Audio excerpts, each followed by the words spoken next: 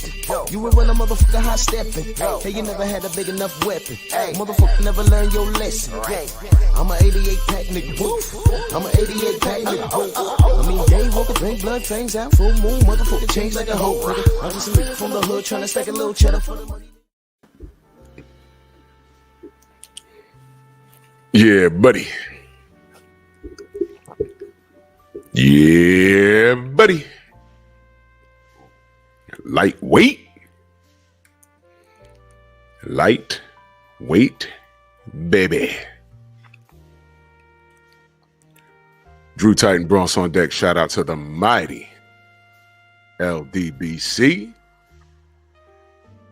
Waiting for my co-host to pull in. He's running a little late, but it's all good. We're going to talk some boxing. Chi-Town's finest in the building. What's up, Doc? I love saying that. Steve Elder Mac, yeah, I know. I just left there, brother. I know. Salute to our brother BF. He's live right now. But that's what's great, man. We can all cook. I think Cali live right now, too. We can all cook. It's boxing, y'all. You know what I mean? It's boxing. We love the sport, but sometimes the sport don't love us. It's all good, man. It's all good. Robert Singleton, Jose Diaz, Adrian Vett. Yeah, it's fight week, man. And I will say this. When we sit down and do a year review, I will say, although we didn't get 100% of what we wanted exact, it can't be perfect all the time. I will say that the sport did right by us this year. I can say that. I'm not going to be a jerk. Thomas in the building. Salute. JC Storyteller LLC in the building. But what we're gonna do right now is we're gonna have to because we're trying to get some breaking news. We gotta get some breaking news. We gotta go straight over to our brother Tay Jones in Dubai right now. What's good, brother? And Saudi Arabia. I mean Dubai, Saudi. He in Saudi. My bad. What's up with it? What's good, man? What's good? Man, chilling, man. Loving this guy thing on View Baker, man. Look at that. Yeah, man. Yo. Yeah, it's crazy, man. What's good? Man, we chilling, man. You know, we've been watching your posts. You know what I mean? You know, yeah. I just dropped another one. Another one. Take us through it. Take us through it, man. What's the experience like from the moment you landed? Man, I ain't gonna lie to you, dog. America is nothing but a propaganda, man. I ain't gonna lie to you, man, because like the thing about it, like first when I come here, you know, we've always in America always been pretty much, or I ain't gonna say taught, but putting our heads as if, you know, when we see the people with the mask and the you know with faces covered up, they the bad guys. Yeah, you know what I mean? Yeah. We you know, when you listen to the media, you listen to CNN and all those, they the bad guys. You know what I'm saying? So this right here has been an eye opener for me, especially because I got a chance to sit with the sheik. You know, and if people don't know who the sheik is, you know, you can Google it, see what the sheik mean, but he's right there with he's the right hand man of the king and the prince. You know, Turkey. You know, Turkey. You know, one of the guys who's on the board. Who's on the board of the fight that's happening here. Amir and all those guys, Ahmad, all those guys, man, it's been different. But me meeting the sheik, man, it's crazy because, and I told him, I said, bro, listen, I want to ask you a personal question, and I don't want you to feel any type of way, disrespected, or, you know, cut my head off, my finger off, but I want to ask this question. Kind of looked at me like, bro, no, it's not like that. He said, we peaceful over here. And I asked him, I said, man, you look just like me. Your hairs are just like mine. Are you black? Mm-hmm. He smiled and said, yes, brother, just like you. But it was crazy because he looked just like me. I didn't know, you know, there was black Saudis. You know, even when you go, you know, he was telling me about when he go to Japan and Korea, they have black Japanese people. People don't know that. People don't know that. And different things of that nature. Even when I was in Qatar, you know, people looking at me, I'm looking at them like, is you? Yeah, right. You know it's just an eye opener because, like I said before, man, listen, I'm pretty much 17 hours away from home. You know what I mean? 17 hours away, and with that being said, it's just like I'm with the sheik. He's right with the king. He's telling me how the country being ran, how the texture of the food is different over here. Very, very healthy. They eat everything they pretty much eat over here is healthy. You know, I even on, you know, I put some hot Cheetos on the new vlog that I dropped, right? But the hot Cheetos is a totally different texture and taste from how it is in America. You know what I mean? So meeting with, like I said, the sheik, that was the highlight of my day. I don't know if people know I'm from College Park, Georgia, and that ain't, you know, people hear College Park in the rap song and stuff like that, but it ain't, you know, representable like that. But, you know, I'm proud for where I'm come from. But man, a little kid from College Park, Georgia, all the way to Saudi Arabia, bro, and meeting the sheik and chilling with him and all this people. When the sheik travels, he traveled with 200, 300 people behind him in cars, expensive cars. We was eating when we got it after we went to his house and trained. He got a boxing gym in there, and we went to his house and trained. And I remember we were sitting in this, I'm not sure what you call it, so I don't want to say the wrong name, but it was like a room. We was all sitting down chilling. I posted a picture. Oh, that's my room service. Give me 1 second, bro. Yeah, you got room service.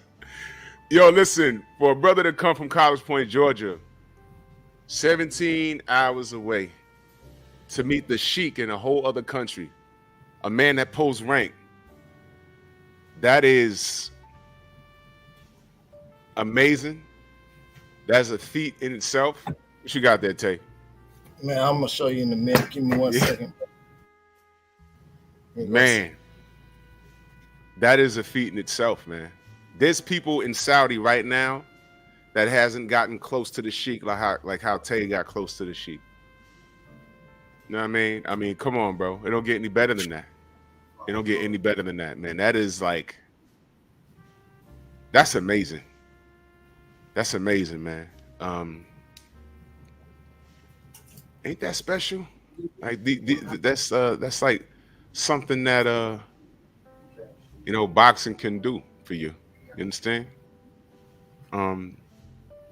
Respect the game and the game will respect you. You understand what I'm saying? I mean, man, Saudi. And y'all saw the post. Hopefully y'all follow both Tay Jones channels. Yo, bro, what you got, bro? What you got? What's under that? I had a room service, man. You know, that I was getting ready to say before he run the doorbell, but the sheik say first, you know, we come in, we working out and stuff, we meet him, we greet all of them. I don't have no idea who he is.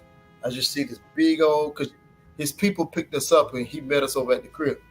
And he pulled up. I just see this double R. See the double R, the truck double R. I'm like, damn.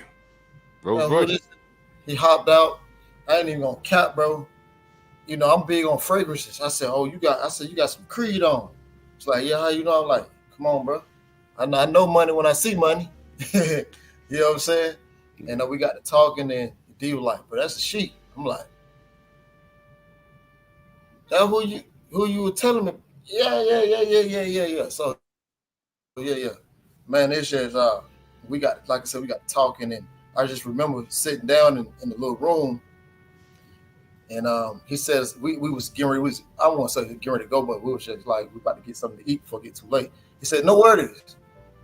Looked to his boy. He said, "I want food from here all the way to the door." Man, they went and got that shit like this. Got back everywhere. I'm like, God dang. Royalty, man. Wow. Yeah, man. It's definitely been a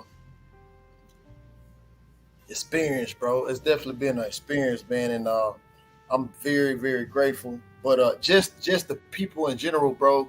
Peace. You can drop your wallet,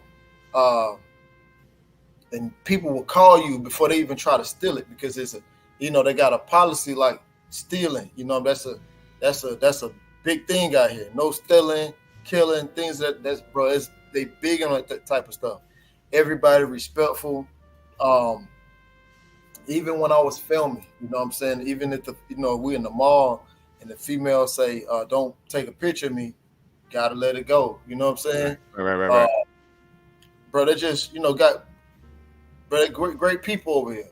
It's just crazy how we talked about it yesterday. It's crazy how America portray them, right? But people don't look at America and point the finger back. Yeah. Man, it's different, bro. It's different. And we was talking about the government on how they were able to maneuver and make some things happen. The same thing that's happening here is going to happen in America before we know it. Yeah. It's going to be a lot of different changes and stuff like that. But man, it's different out here. And tomorrow we get started with different events tomorrow. I think we got the grand arrivals on Tuesday, but we've been here though. You know what I'm saying? Trying to get ready for the the changes in our body. Yeah. That's why it's important for you guys to land ahead of time so you can get adjusted with the time schedule and the sleep and everything else. So I guess it's safe to say that all of the fighters are not in a hostile environment. These are people that are, I'm sure, the fans out there will have their favorites, I'm sure, but it won't be a negative, hostile environment. Everybody's going to be relaxed and just prepared to do their thing. And that's important. It's very, very, very important, man. Yeah, and man. Go ahead.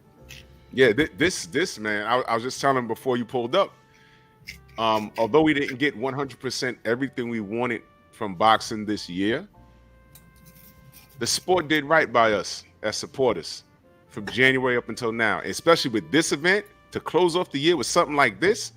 And you know what? The Saudis, they might be on to something with closing out years. This might be their thing to close out the year with the best events. I'm telling you, man. I'm telling you. They got an event going on right here, right now.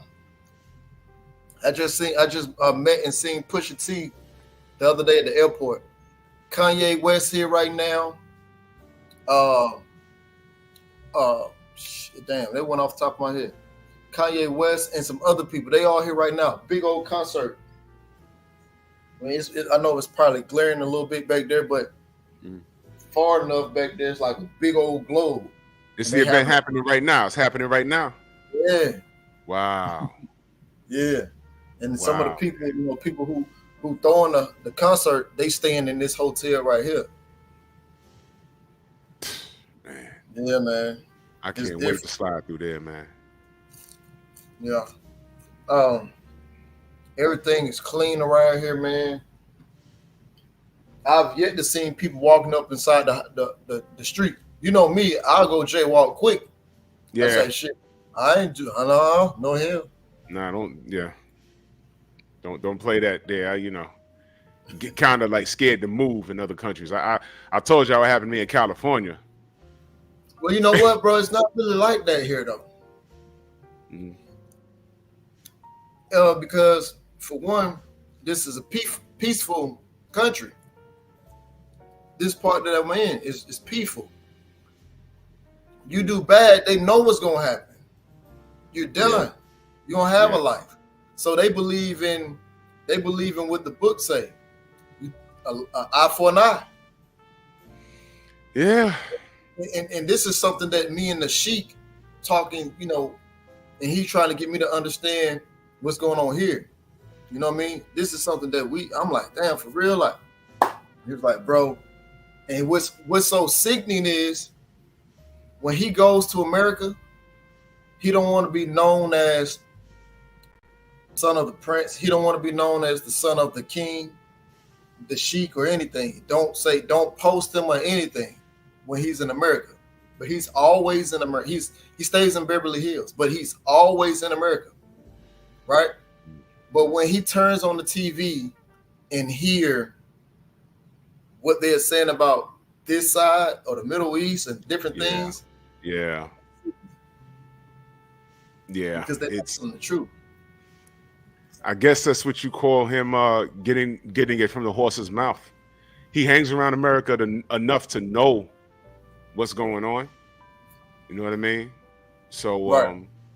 he could speak from experience, and I can only imagine him being who he is, coming over here and just witnessing it with his own eyes, not over the Right. internet. He actually sees it.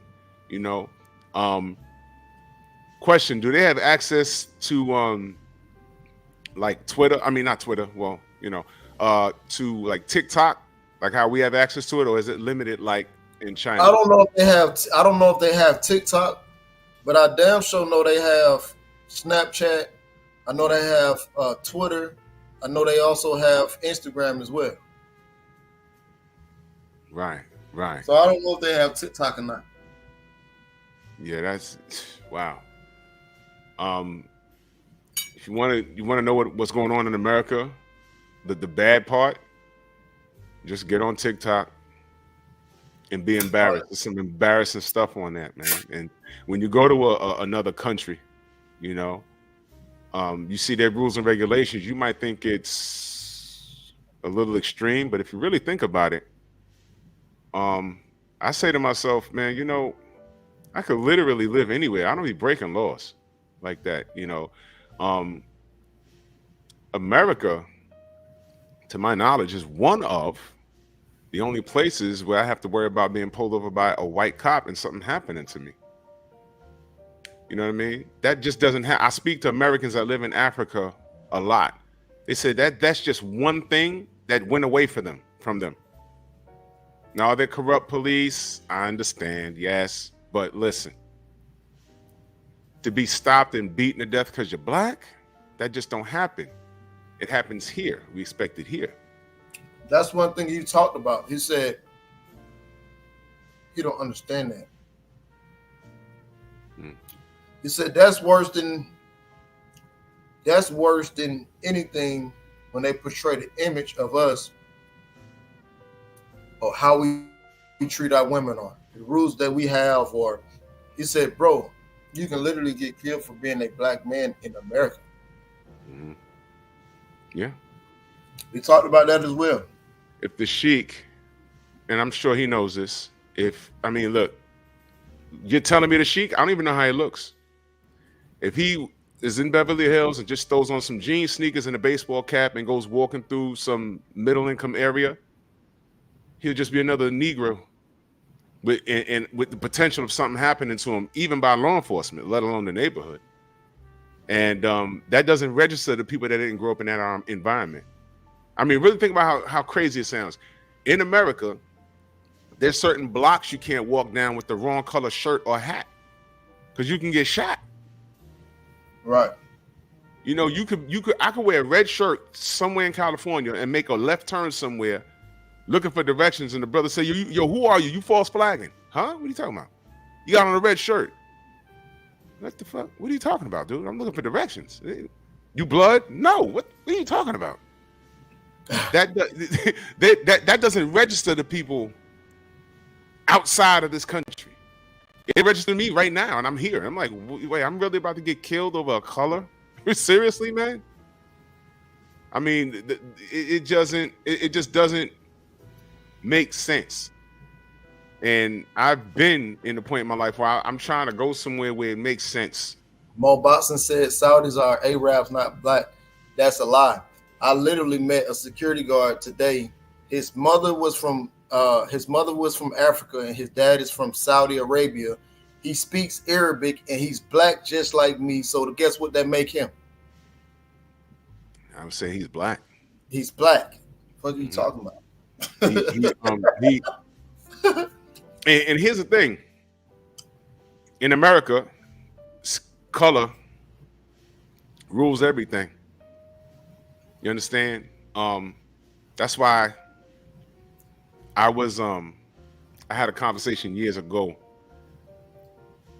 I used to work at you remember Kmart, that chain store? I used to work at Kmart. and there was a Oh, white one guy. other thing before you start, they even got Chinese Saudis here or Korean Saudis here. Facts. Wow. Facts. Because, like I say, me and the Sheik, we hold a conversation the whole time while D was working out. Even though I did get some footage, the whole time it was working out, me and him was holding a one-on-one conversation. Wow, man. There's people that live in Saudi that's never been that close to him all their life. I know. And you got a chance to talk to him, man. That's blessed, man. That's crazy. Yeah, man. Yeah. So I was talking with this guy. He was a manager at Kmart, right? He always seemed aggravated. So one day we're sitting in the office, and he got to talking with a young lady in there, and I heard him talking Spanish. So I said, "Oh snap! He's Spanish." But he was blonde hair and blue-eyed. And he started going off, and the lady was like, "Oh, relax, relax, relax." She said something, and it triggered him. And I had noticed during my break, there was a group of guys that would sit there. It was like a couple of Dominicans, a couple of Puerto Ricans or whatever, and a couple of others. But they got up and they went back to, whatever we was doing, stocking shelves, whatever we was doing back then. And he was like, "Yeah, you see them? They are all pissed. They're all pissed." And I'm like, what the fuck is wrong with him? And she leaves, and then he just turns his attention to me and starts talking to me. Yeah. Like trying to justify why he was saying. Now I'm like, did he mean them, just that group, or piss? What did he mean? You know what he was talking about? What? He said the Dominicans and the Puerto Ricans, and I think that one of the older guys was Mexican. He said he referred to them as bastard spinoffs from Spain. He was from Spain. He said I speak the real Spanish, and he started going down there ethnic, and it was the most racist shit I ever heard. And I'm just sitting there like. And then he like bangs the table. He said, "I just want to let you know." And then he walks off. And I'm sitting in there with a pizza in my hand. I'm like, "Oh, what the fuck?" And here's the funny part. I said, "Well, goddamn, if he's saying that about them, what the fuck does he say about me when I'm not in here?" Right. That was insane. I said, "Man, that guy made me crazy uncomfortable." I mean, the shit he was saying. And the funny part was, when I saw the lady later on that day, she nudged me. She said, "You know why he's mad?" I said, "Why? He's racist?" She said, "Nah." She said, "Juan fucked his wife." What? There it is. There it is. I was like, "Oh shoot. Wow. That's what that was about?" That was incredible, but that I ain't never been that more uncomfortable, like in my life. And I said, man, and you see, there's no place for that. So when I hear things like Saudi, there's a lot of places in this world. Trust me, America, we're a strange place, man. I can't speak for I can't speak for what's going on in the UK. I can't speak for what's going on in the UK, but I'm saying here, it's a strange place. It's really strange. No, for sure. Yeah, man. So anyway, I was looking at one of the comments, but I erased it or blocked them. I forgot. Mm-hmm. Somebody was like terrorists or some shit like that. Mm-hmm. I'm like, bro, that's what that propaganda stuff that I was talking about. Yeah. Not everybody is. Right. You know what I'm saying? Yeah. Crazy. So, are they like legitimately supporters of the sport of boxing, or they just seeing that, okay, this is a lick for us? They love boxing. They love boxing. I mean, people who weren't even from America was coming up to Deontay in the mall. Wow. Some people know that we just walking. It's different over here because uh it's different over here because that's a more of an Americanized sport. You see what I'm saying? So whereas over here, Right. who's a big boxer from Saudi Arabia? We really don't have one, right? Mm-hmm. But people see him in the mall, kids coming up to him, grown men, young boys, people saying they coming to the fight, and the way that they are pushing this fight, man, everybody here know about it. You got people walking past him saying "Welcome to Saudi Arabia" and everything. Mm. So yeah, they and they building this thing. They building this thing from it's called the line. It's called the skyline. They're gonna build a skyline from Saudi Arabia all the way to Dubai. Mm. They're gonna build a skyline. It's gonna be nothing but stores and a whole bunch of stuff all the way down to Dubai. And How many miles? Oh shit! The sheik said it, but hell, he said too much. At one time, I don't know. You know what I mean? Too many numbers. But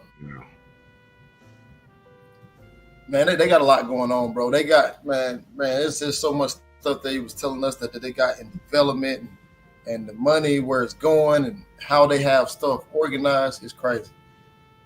Wow. So they're very modern. You're very modern. It's sort of like, sometimes when I got older and I started to meet people that was like legit, Ghost said 106 miles long. Wow. It might be something like that. Yeah. The more I spoke to people that weren't from here and I wanted to find out where they were from, I would always say, pardon my American ignorance, because I came up. Let me tell you how ignorant it is to be raised here for those of my non-Americans. From the Bronx, every Asian was Chinese. You understand? You heard what I just said? Every Asian was, hey, the Chinese guy. Every Asian was Chinese, right? They all knew karate, not kung fu. They all knew karate. And they all had delayed speeches. The only Chinese people I saw was at restaurants or on the kung fu movies. So, if you was Latin, everybody here was Puerto Rican. No, you're not Dominican, you're not Venezuelan, you're not Mexican. Everybody was Puerto Rican. You spoke Spanish, was Puerto Rican. So pardon my stupid ass American ignorance. When I got older and I started talking to people and I wanted to know something, like, yo, pardon my, American ignorance, because I don't know. That's the disclaimer. I don't know. You understand? So when you say I'm going to the Middle East, I'm going to Dubai, I'm going to Saudi, you're thinking there's going to be sand everywhere and camels just wandering around and you're living in huts. It's not like that. It's like that with Africa. I'm moving to Africa. You thinking you just painted face and yama, with spear chucking and shit. Oh, Divine Sense in the building. Salute. I ain't see you in a minute. Salute, man. What's good, brother? I see you putting in work, man. Salute. And I see the chat, y'all. I see the chat. We just cooking here. We just cooking. Salute to y'all. Yeah, man. So, I didn't know what the fuck a Samoan was until wrestling. I didn't even know there was real people. I was like, what the fuck? They're real? Those real people? I didn't know that. Right. But you learn a lot. You learn a lot, man.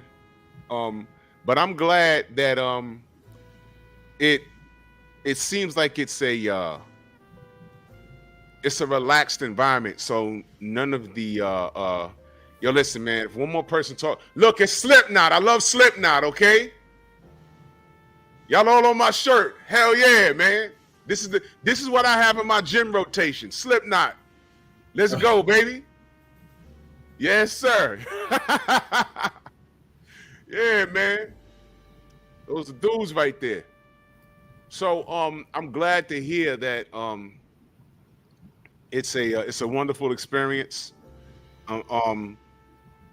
And for the fighters, if y'all are having a great time, it sounds like it's a relaxed environment.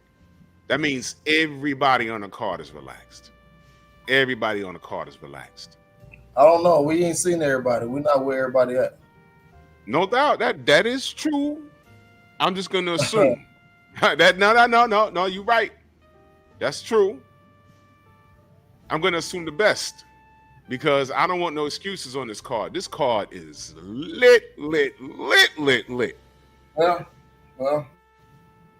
I don't know, bro. I don't know what everybody is. I ain't seen nobody, so I don't. You think that's by design? Keep y'all away from each other? You think that's by design? No, D get what he wants. This, okay. like I say, this is the king love him. He been trying to tell people that the king love him, the prince love him. The sheik call him and tell him every day. So again, like, damn, wherever he want to stay, he stay. He ain't want to be bothered with all the media and stuff like that. So this is where we at. You know what I mean? Wow, man. So I guess it's safe to say that Deontay, it was the real person whole time that was loved worldwide. That's safe to say. He said it himself, you know. Wow, man. But like we say, time reveals all truth, man. Oh, absolutely. And, I was like, I couldn't wait for you to post like just everything from the time y'all left, from the time y'all landed. And when you was filming the food, like my boy, he's a foodie. It don't make sense because he eat a lot, but he can't get past 215 pounds. Right. And he got a 6-pack. I hate him. You know what I'm saying? I got to work for mine. And so when I say, look at this video. And when you got to the waffles, he was like, yo, those look good. I said, bro, he told me all the food, there's no GMO. They're grown. Everything is farm raised, man. I bet that, listen, y'all, if y'all tasted fresh lettuce, right, y'all be confused. This fry tastes completely different than American fry, bro. Completely different. Bro, the McDonald's French fries? This is a piece of chicken. Mm-hmm. The texture, everything is definitely different about it. You know what I mean? Like everything. I've been trying to peep game on like when we had the beef when the sheik came in and put all the food on the floor in front of us last night. Bro, pure beef.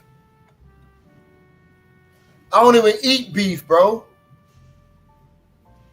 It even smelled different, didn't it? I had to suck it up because you don't want to seem like you're ungrateful to them. You know what I mean? Right. I'm like, damn, that beef do taste kind of good. It probably smelled better too, didn't it? Yeah. Wow, bro. Yeah. You stay out. They have everything like I seen, like I put on the new vlog today. They got Cheesecake Factory. They got PF Chang's, Subway. Of course, they got a McDonald's. They got Starbucks, KFC, Popeye. I started to go hit that Popeyes and see. But you know what's crazy? Guess what was working at Popeye? What? Some of them soul food Saudis. Yeah, working at Popeyes. I started to stop through there today. You know what I mean? But man, look, the food, like I say, God dog, bro, it's totally different because they got free healthcare over here, bro. So they're not putting anything that's harmful in their food. You know what I mean? So yeah, bro, like we went to the grocery. I took them back to the mall because I went to the mall this morning and I went back. I said, man, y'all gotta go to this mall. So we went to the mall. That's why you see videos starting to come out of us being in the mall. And I took D to the spot. I bought an extra large suitcase for like $43. Extra, the big boy, $43. I'm like, damn, I ain't getting you ain't. And back at home, that's cost like $200. You know what I'm saying? But I took them to the mart, fresh food, all the produce, everything. Man, listen, great. I'm gonna ask you a question.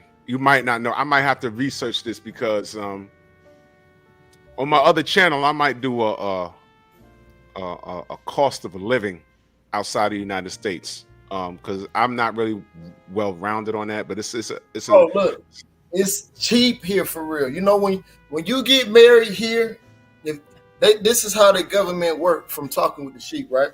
Mm-hmm. When you get married here, they give you $90,000 when you get married. They help you out. Yeah. They help you out. They give you $90,000. When you in school, right? When you're in school,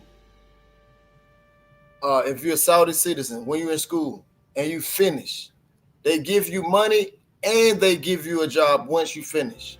Oh, come on, bro. Yeah. Come on, bro. Man. What's the average? Okay, I need to know the marriage rate, the divorce rate, and what's the average income for men and women in Saudi? Would you know any of that? Because I don't know. I don't know. You know what I'm saying? Hey, I don't know, but I could just tell you from our, like I say, our conversation that we had, bro. I wish I had. Is there homeless people over there? They government feed back into the people. Our government steal from us.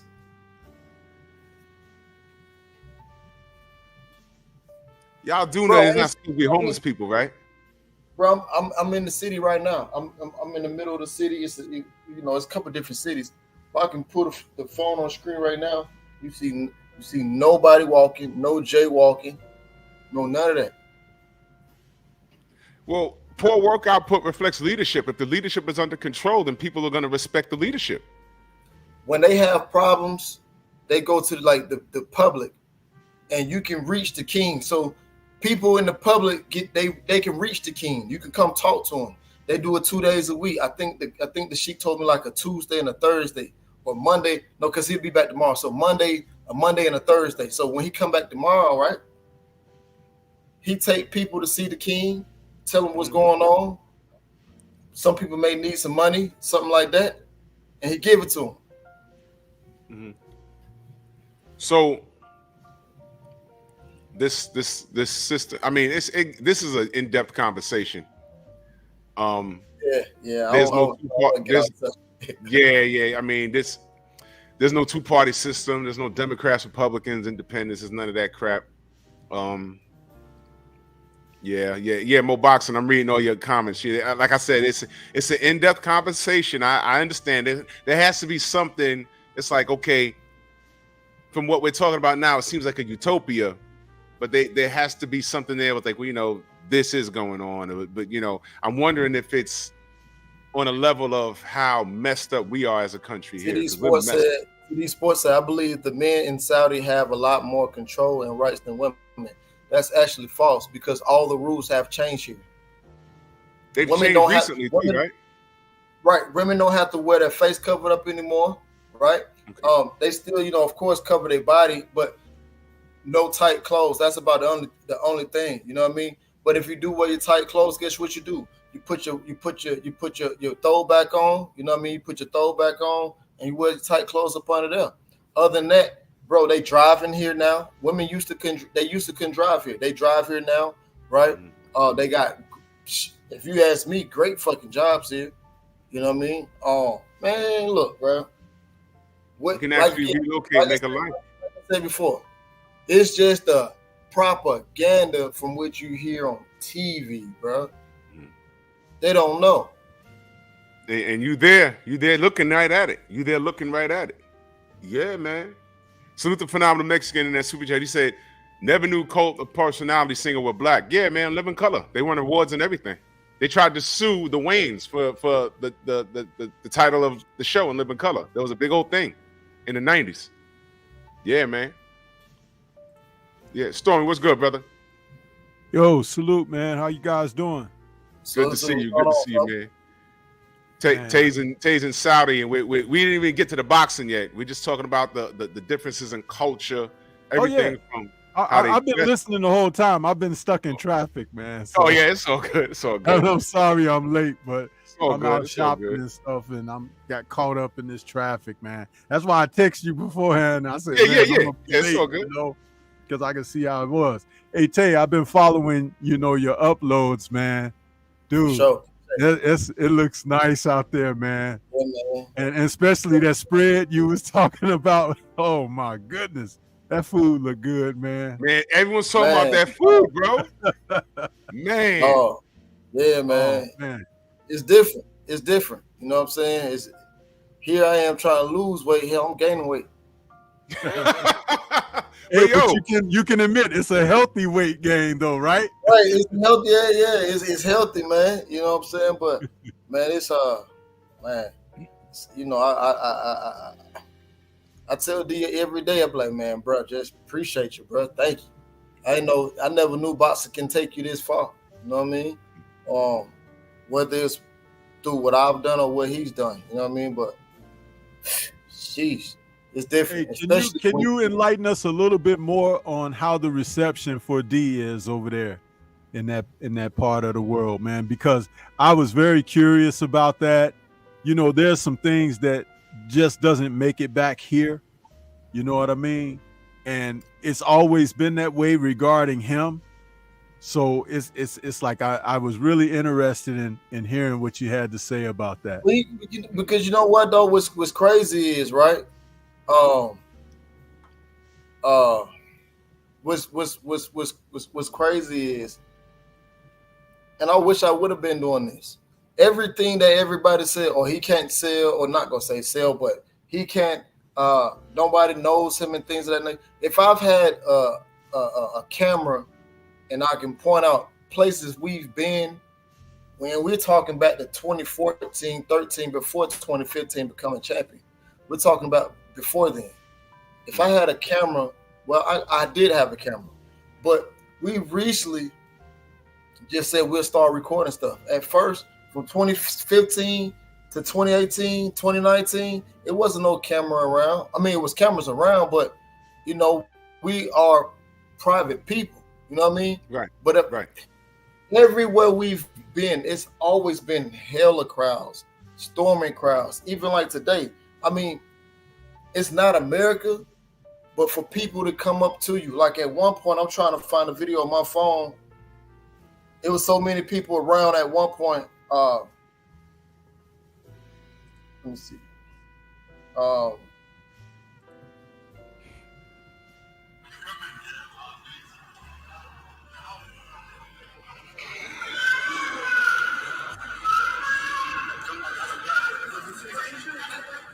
That's the airport or the mall? That's the mall? That's at the mall right there. I'm trying to see if I turn around the other way, but around the other way, it was like a crowd of people that just started coming. Wow. Look at that. Look at that. Look at that. Look at that. That's love, man. That's love. Yo, you know how warm that makes me feel, man? The brother from Alabama to get Man, this it's far. crazy though. You know what I'm saying? Man, like I said before, when we first walked in, it was like two little kids, bro, little kids, just because they seen the promotion on TV.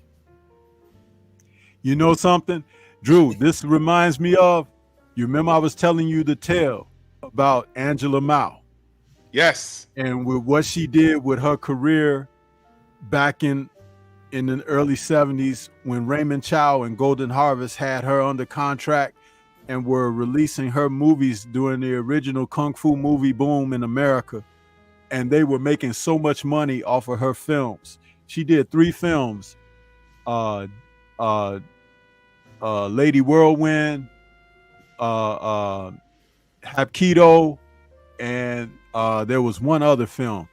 And like Lady Whirlwind was also known as Deep Thrust because of Deep Throat was made in the early 70s. That was a porn film, you know? I know. And they used that title, masking it under that. Yeah. Because they R-rated for violence. They were sneaking it in as that, but it turned out it was a Kung Fu film. But Angela Mao's films was raking in like $3-5 million internationally. which is far greater than anything Hong Kong was producing, even the Shaw brothers. And she didn't get any of that money because under the contracts, they just were contracted. They got a flat rate. That was it. By the late 70s, early 80s, when she and her husband moved to New York, because they moved on the East Coast, and they opened a restaurant, and people knew her. New York, 47th Street, the films and stuff playing. Right people there, were coming up to her. Aren't you Angela Mao? Aren't you Angela Mao? And she was like, yeah, how do these people know me? Her English is not very good, but she could understand that they knew her from her films and stuff. And she was like, wow. Then when they showed her 47th Street, the films were running there and everything. She was like, wow. But imagine what it was when she found out how Raymond Child conducted business. Right. She never saw any of that money or anything. And her fame, we're talking about, she had a career that spanned almost 10 to 12 years in Hong Kong cinema and Taiwan, and she never saw that money. But people still trek to her restaurants and give her love and everything, now. So she got it late as far as the adornment from the people, but they kept all of that from her. Right. It's just, it's amazing. And it is. And so when asking Tay about D, I was figuring that I kind of liken it to that. They've been lying about him here in his home country. They've been denying him here in his home country. And I have said in so many of my projects and lives, I talked about him being a champion that's the people's champion and walking in a similar spirit that is very reminiscent of Ali. Not his fighting style or anything, but how people gravitate toward him genuinely because real recognize real. That energy comes together like that. D is probably the only professional boxer that can walk down the street and people be like swarming him. And I'm talking about here, but they don't want you to believe that.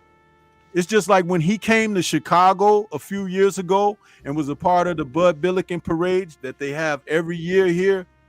I didn't know it until after the parade was over because I haven't gone to the Bud Billiken parade in many a years. But guess what? The heavyweight champion of the world, which he was at that time, was here in Chicago, and there was nothing on the news, nothing in the newspapers, nothing to talk about him. And I was so pissed off about that because I'm like, here it is, the heavyweight champion of the world. I would have gone to the parade. I would have gotten friends. We would have gone to the parade had we known he was going to be there. And when you have a celebrity like that, they always know who's going to be there because there's a certain amount of security and things like that. So to not even tell the public that this was going to take place, that's dirty, and I don't like it. But you can believe that they would tell a drug cheat and everything and drill it till the cows come home, that letting you know he's around. And I don't like that, man. I just don't like it. But I don't want to take it off track too much. But that, salute to him. And I hope he get all the adornment, the flowers, the accolades, everything that he deserves, because he does deserve it. I mean, absolutely. And again, he's getting more love on foreign soil than he gets over here in America. Ain't that something? Ain't that something? And they tried to market us, AJ and a bunch of other guys, Tyson Fury over here as a grand old marketing scheme. When the truth came out about those guys and was shown about those guys, which I got to say, nothing. Salute to Mo Boxing in that super chat. He says Saudi is not a perfect country, but no country is. It's not. I understand. I understand. I'm just not getting educated. Divine Sense, salute to you, good brother. Good to see you. He said, why Eddie Hearn, aka Phil from the Hangover movie, looking like he coming from a strip club, grinning and smirking because he thinks his lap dance was something special. 23rd should be Wilder versus AJ. Let's go back to Mo Boxing's comment for a minute. Ask Mo Boxing where his country get that gold from. Oh, I'm sure. I'm sure he knows. I'm sure he knows. The queen. I know. That's I'm why sure, he should just put a lid on it. Yeah. Seriously. And Seriously. salute to the to what's his whole name? Trinity in the chat. She said I'm too emotional. I've been here chilling the whole week, but she says I'm too emotional. But it's just in time, Trinity. You showed up just in time. We just mentioned the movie Deep Throat, starring your mother. So, you know, eat a dick between two slices of bread. But moving on. Moving on. Tay. I watched oh wait. That gym. We see D and Malik working out. Where was that gym? Right. That's actually at the Sheik house. Well, one of his houses. One of his villas. That's inside of one of his villas. It's inside the villa? Inside the villa. Damn. That villa is empty. I mean, it's upstairs. It's like 3 levels. I mean, it's big. It's big. And you got a gym right there on one side where you just, lift your weights and stuff. The opposite side where the ring and bags are. You got any type of equipment you need. You got it. The room behind it has the cold tub. It has the sauna, shower on the opposite side. So yeah, he hooked it up. He got everything he need there. Everything he need right there. So to me, it's just not. I gotta mention this. Mm-hmm. Anthony Joshua, they was calling around because Anthony Joshua needed a gym. And then when Deontay, he said, "No, I don't have no gym no more. I don't want no. It's closed. I don't have a gym no more." He gave it to Deontay. Levon Live wants me to ask you: are they still lashing women for cheating in Saudi? I don't know nothing about that. I don't know nothing about that. But what I do know is they got some beautiful women. Just because they don't have to cover their face no more, you can really look. Shit. Before everyone was looking like they worked, they looked like they were with Cobra. You couldn't see shit. Now you can see him. So I don't know, man. I don't know. But let's get to some boxing. I mean, do we have to ask if y'all team is in great spirits? Y'all always are, no matter what the task is. D look happy.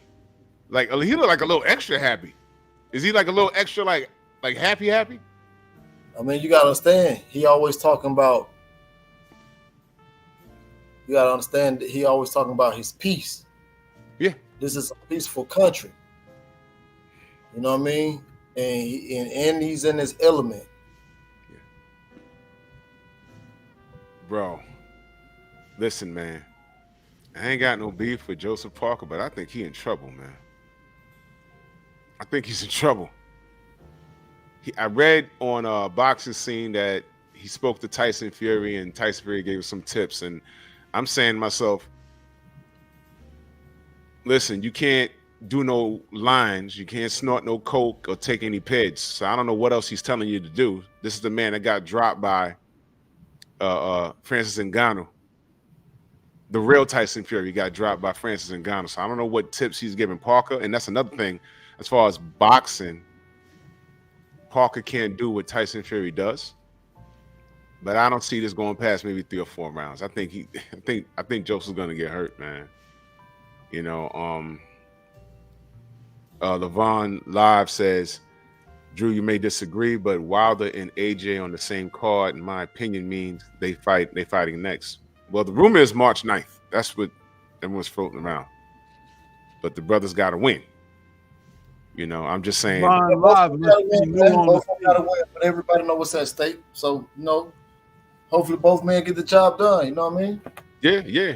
And that's something I'm going to talk about this week. I'm actually rooting for AJ, and this is no shade to Otto Violin. I respect him, but I'm looking at the bigger picture. I'm rooting for AJ. I need him to get this job done. You understand? I'm confident that Deontay. I'm gonna be honest with you. Even though I know what's next, right? even though I know it's supposed to be a 2-fight deal, or even though I know all this stuff, I still don't feel comfortable with Eddie Hearn. 1 week they on, 1 week they off, 1 week they on, 1 week they off.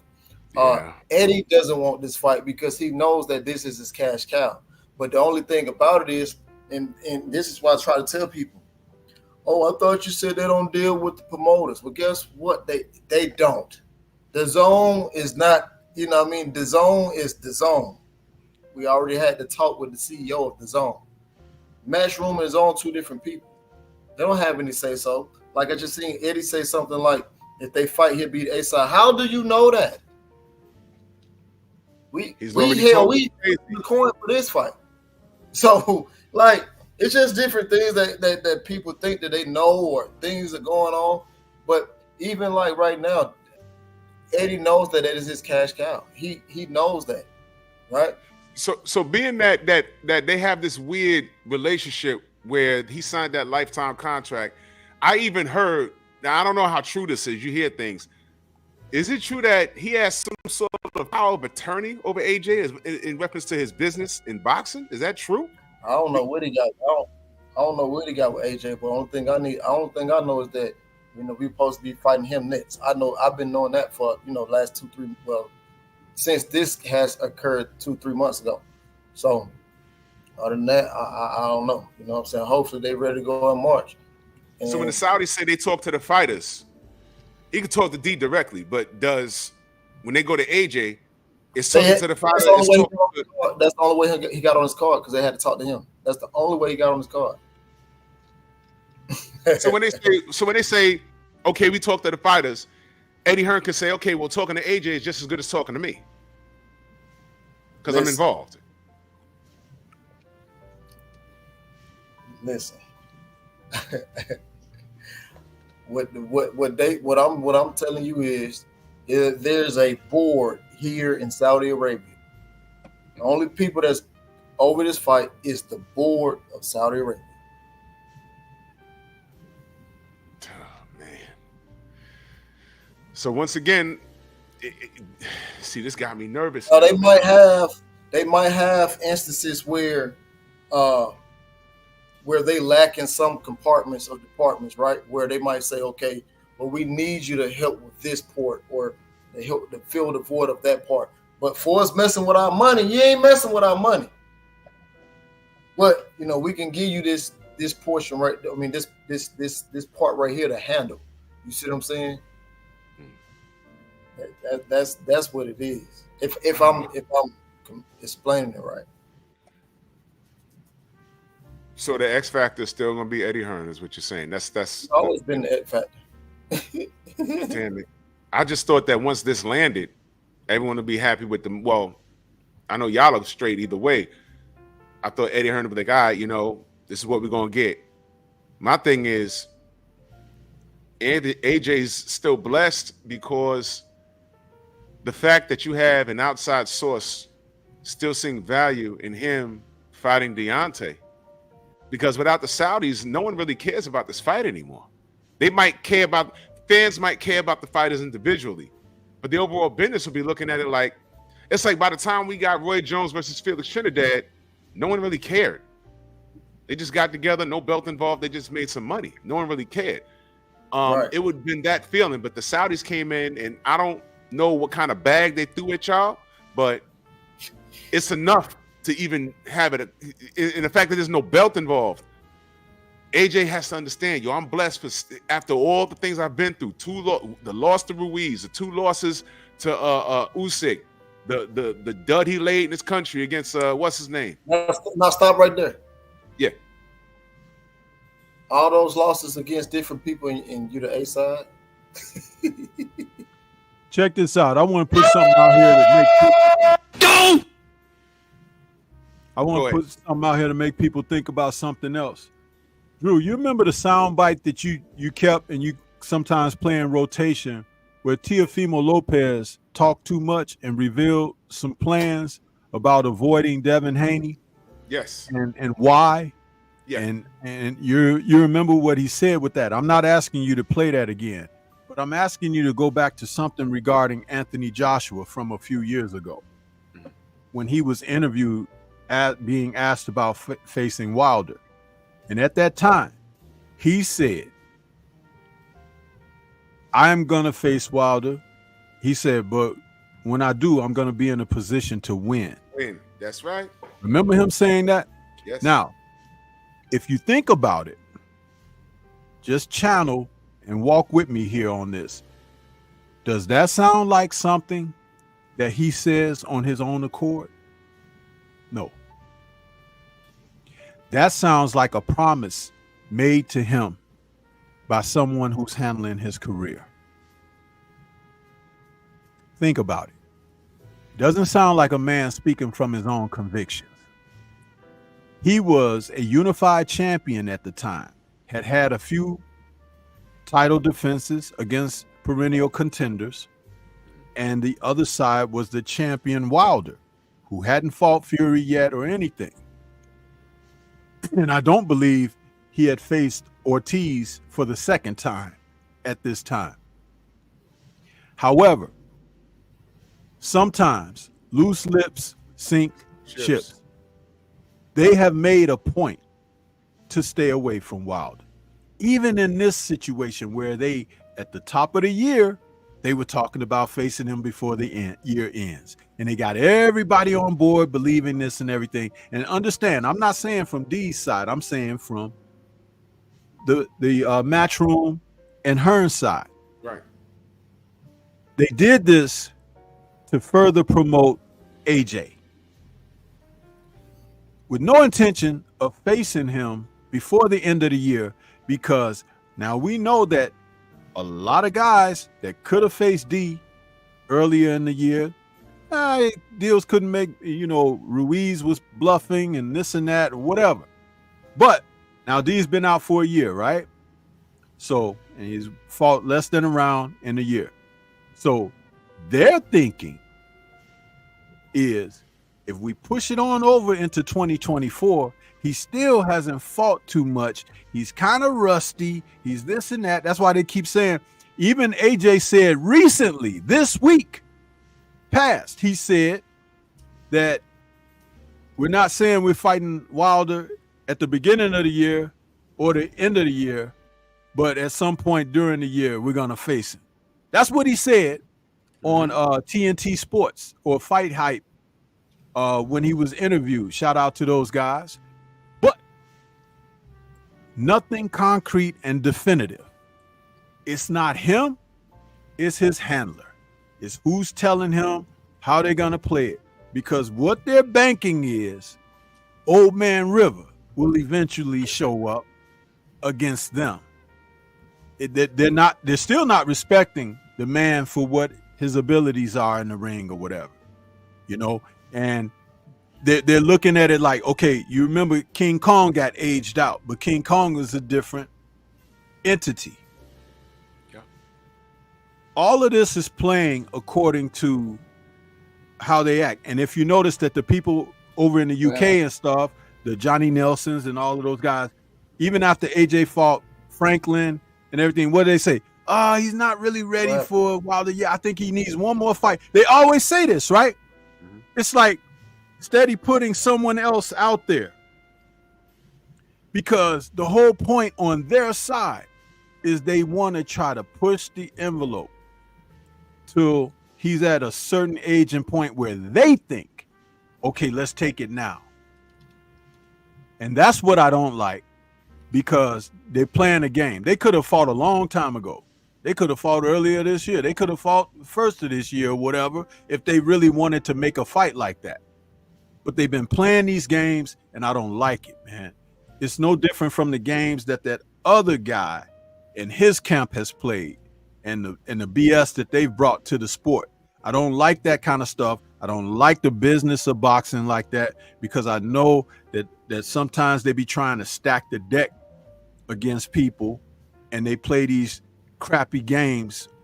That's why I was so happy for this kid last night, Jericho Quinn, knocking out that dude from the UK, McGirt, whatever his name was. He hadn't fought but a couple of times over the past 3 years, but this kid was an Olympic fighter, and he come in 8-0. They trying to really build him up. Everybody in this corner look like skinheads. Yeah, I said it. And he got dropped a couple of times in the first 4 rounds, in 2 different rounds. And in the 5th round, he landed the right hand from hell on that boy's jaw.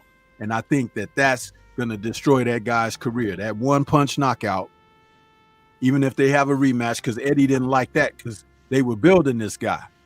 And he had to have egg on his face after that. So he's probably going to put him in a rematch for that. But see, this is what happened. When you try to play these games, that's why things like that happen. See, somebody didn't even think about that. But I brought it around because I want people to understand. I watch what happens. And I know a lot about the dirty side, but I don't like that side. That's why I talk to X's and O's. But you know what? Eventually, it's going to blow up in these guys' faces. That's why Usyk was able to come in there, because Usyk has a pedigree. He can box, and there's a lot of heavyweights that he can't beat, but they were prideful about putting him in there against AJ because they knew. And he got his ass whooped twice by that guy. So Hearn can continue to play these games all he want to. Just go ahead, put him in there, let D finish him off, and y'all going off into the sunset as far as being in the heavyweight division, because that's it. All them other hopefuls and everything, they equally as bad. You done seen Dubois already, huh? And what's the other one? The Adelaide kid. He saw what happened to him, huh? It's like these guys, they're trash. You know what? As you was talking, Stormy, you know, I can't find that video. I never thought I had to like save it. I should have did that. The video where saying that, yeah, if I fight him in 2018, 2019, he went all the way up to like 2023. But he said at the end, I'll fight him when I know I could win the fight. And I said, oh, this ain't going there. Never. You know, I can't find that video now. It's gone. It's gone. I can't find it. If you didn't save it, it may have been pulled off of the you know, they do that kind of stuff. They do cleansing. He was talking to Banana Splits. What's his name? Nelson. Nelson. He's talking to Nelson. Man, I'm gonna find it because he did say that. Yeah, he said it. Now, Tay, the card in itself, it's stacked. Yeah. I know you focused on what you guys got going on, but if I was to ask you to pick winners on the cards, who you got? Well, I gotta wait to weigh in day, see how everybody look. You know, my eyes keep changing and stuff like that, but I don't know, man. It's gonna be an interesting fight. I really do think, you know, I think Jamil Miller can handle business, but he hasn't looked good in his last 3 fights since coming back from that long layoff. Yeah. Yeah, he's seasoned. He might give him a run for his money, but I think Dubois get the best of him. That's what I said. No matter if nobody want to hear it, but I do believe that AJ can get past Wallin. And I need that to happen. You know, I need him to get past Wallin. You know what I mean? Me too. Borgovic, believe it or not, Borgovic is in a tough fight. Borgovic is in a tough fight. Who else is on the card? There's a couple people on the card. I just be forgetting because I think Bivol wins. Man, it's just a lot of names. I got to go back and look and see who all on the card. Opataya. Let me ask you something else, without giving out. You know, I'm just curious because people are asking. I'm wondering, everybody on the card from top to bottom. Is this okay? Let's say this: the mid carders. Is this those guys? Is this their highest payday? Like, oh my God, you know, I've never seen this before.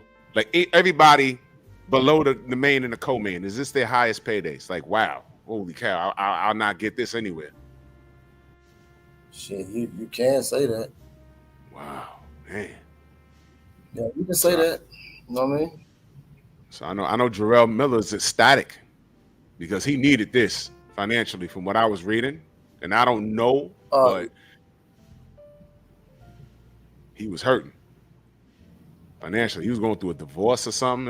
It got ugly for him. I heard he was doing security for a little while, like for somebody. yeah, I heard that too.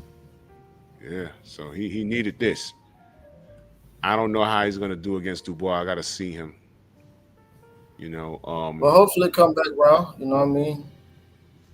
I don't know, man. I just know what we got going on. You know what I mean? I'm actually texting everybody in the chat right now. Because, you know, over here right now, it's 4:14 in the morning. ooh, man, don't you gotta get some sleep? What you doing? Eating? Oh, your sleeping hours is messed up. That's what's going on. Yeah. Damn. You ain't gonna work out at all. You ain't gonna jump no rope or nothing. Yeah, I bought some. I went to the mall today to buy some running shoes because I left my other shoes. I went to the mall today to buy some running shoes. So as soon as I get off here, the Sunday night football game about to come on in America. So I'm about to go watch it and run on the treadmill. Malik probably finna meet me over there. Oh yeah? Yeah, man. We be up working, man. Yeah, man. Well, you know, you let the champ know that we love him, man. And he already know what time it is. He already know what time it is, man. Sure. 4:14 a.m., bro. That's it's 4:15 now. Yeah. Goodness. But that's dope, man. What time that game start? Well, shit. Start at 9, right? Well, 9 here, right? Getting ready to start. Yeah, getting ready to start 9:20. What time is it over 8 over there, right? Yes, yeah. So it started at 8:20. Yeah, it started at 8:20.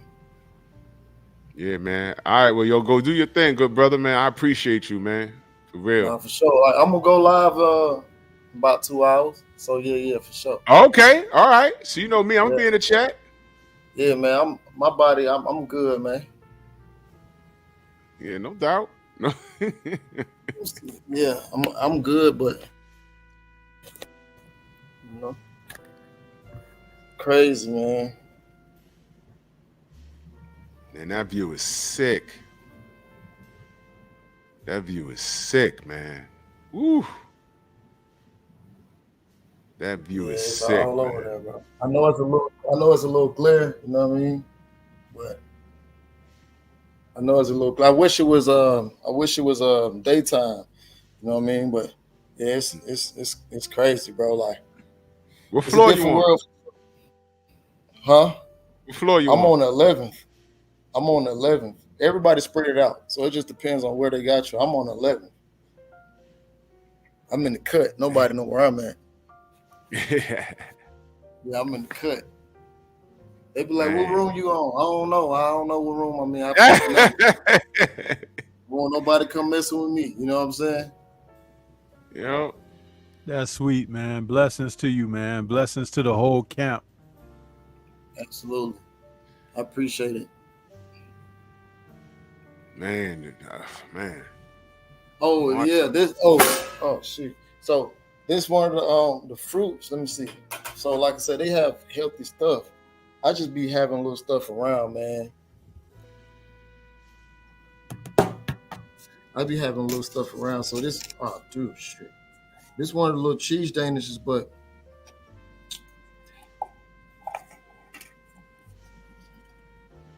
came with the fruit on top of it. Oh wow! Wow. Like they real big on pistachios and stuff like that, right? Yeah. So they have like pistachio pies and stuff like that. I'm like, man, bro, I don't know about that. Then they put like, you know, they big on dates too because they Muslim. You know what I mean? Yeah. So they big on dates. You know, dates for me, it get my vials going. Right. So I'm like, man. But I ate the dates. It had pistachios inside of it. Man, good, man. I told Sheik, hey man, send me a whole bunch onto my house. Good, no problem. You get off the plane, I have a whole shipment. I'm like, just need a couple boxes. No shipment. Don't say no. don't say no. Don't say no to them because it make feel like, you know what I'm saying, you rejecting them. You know what I mean? Right. No, I'm gonna send this and this. I'm like, hey, bro. And when they make sure you're good. You know what I'm saying? And, well, hey, look at it like this, bro. When he send that shipment, if it's a little too much, just share with some brothers like Drew and myself, and we can lighten the load for you. You know what's gonna be funny? When you land, you gonna pull up in your driveway. Your wife and the baby gonna be outside like, yo, there's 2 crates of pastry in front of the house. Right. So that's what I'm afraid of happening. That's what I'm afraid of happening. You know what I'm saying? He gonna send a store amount. Hey, he gonna send a shipment. Just look at it like this. He wants you to continue to be prosperous when you turn home. Right. I'm like, nah, man. Come on, man. Like, chill. Chill. Yo, Chris, do me a favor, Chris. If you could run over there and grab it for me, because I'm multitasking like crazy. If you could run and find it for me, Chris, and put it in the chat for me, I'd appreciate it. Because I do know that Ego did have that. What's that? He got it when AJ said that he will take the Wilder fight when he's in a position to win. Because the actual interview was on YouTube. It's gone, man. They yanked that. That was crazy. Yeah, I'll call Ego. I'll call Ego to get it. I know he said that too. I forgot about that. I'm glad y'all said something about it. He said it, and that was 2017, and he said 2018, 2019, 2020, 21, and I was like, whoa. Yeah, like way off in the field. Like yeah. Man, you might not even be a champion yourself by those times, and he's not. You see, right? You know, but he was speaking like that, like, oh my goodness, man. It seems so far off, but now we knocking on 2024, and the brothers haven't fought yet. So he's a man of his word on that aspect, right? That's just like 78 pointed out earlier today about Tank avoiding the fight with Devin, like from years ago. It was like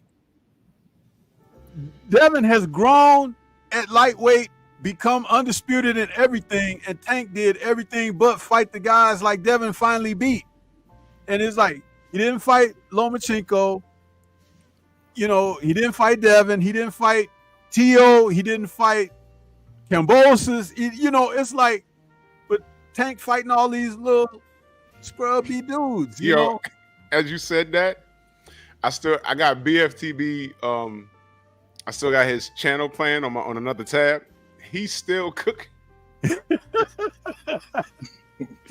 He's still cooking. Once you get him going, bro. He's just bored. He's still cooking, man. I'm like, man, look, man. Oh, wait a minute. From 5 years ago. Look at that. See? 5 years ago. Dude, you could go to college and come out degreed and everything and open a business. This guy is something else, man. Oh, man. And that was before his lifetime signing. Yeah. Well, listen, man. It is what it is, man. It is what it is. Yeah, thank you, Healer. I appreciate that. He sent me the text. Someone else covered it too. So it's out there. But I mean, hey, man, this is the sport. This is the sport, man. Got me wanting to take a vacation in Saudi. I thought I'd never say that. Bro, like that's what they're trying to make it out. They trying to make this a vacation tourist spot. So they're gonna add a whole bunch of new. They got this one place called Boulevard Kingdom. Man, I want to go over there, but I just know right now it's business. But I sure want to go over there. I sure want to go snoop my nose in somebody else's business. Man. How long is the flight to Saudi from here? Ooh. Well, from Atlanta, I flew from Atlanta to Doha, Qatar, Doha, and that was 13 hours. I had a layover for maybe like 3 hours, but that was cool because I went to the suites and got something to eat. So additional plane ride from Doha to Saudi was an hour and I think an hour 35, hour 45. So altogether 14:45. Yeah. Might be looking at that as a vacation spot too. Yeah, it's like I said, man, it's totally different than what it used to be years ago. You know what I mean? And I understand that people are gonna, look at it that way, but man, sometimes you just got to get out and try stuff. Like I met one of the bartenders downstairs, and this is a non-alcoholic country, and he's a bartender, but we got to talking. He's from Sri Lanka, and he was like, "Yo, no, it's changed. This and third happening." And he knows some of the rules over there. So I got on the phone with them. So my next destination after Christmas is going to Sri Lanka. Wow. Yeah, man. I can't even spell that. Any place where they will treat us well, man, that's where I'm interested. You know what I'm saying? With respect, and as long as you respecting the law of the land, hey, that's what. Because there's a lot of places that they like to pass off as vacation spots. Yeah. That we're too dumb to realize that don't mean for us, huh? No, you're right. That's true. Ain't no strip clubs out there, huh? Oh, where? In Saudi. You trying to get one of these folks killed out here? Ain't it? That's against their religion. I mean, with they religion and stuff, like, you know what I'm saying? Yeah, I just want to ask. They ain't that modern. Starbucks is where they draw the line. Yeah, but see, they gonna eventually they're gonna get there, because if they want to make this, the way that they want it, eventually it's gonna get there. You know what I mean? It's gonna be a street called Little America. It's gonna be 2 blocks of pure ignorance, and that's it. Hey, they better make it 1 block. Yeah, you're right. Because 1 block might be too many. You know what I mean? It's gonna come with 2 crackheads, and a titty bar, and that's about it. 2 buildings. It's like, what's that movie? What's that movie? Hostel. Remember that? Yeah. The first one. When dude was like, "You go in there, you lose yourself in there." It's like, you lose all your money in there. Yeah. When they're killing people. Ratchet since 91 said they got brothels. Jesus. Well, my goodness. It is, But I'm in a point in my life where I want to go where I'm respected, not tolerated. Oh, no, I would gladly sure, step man. out of the way, for real.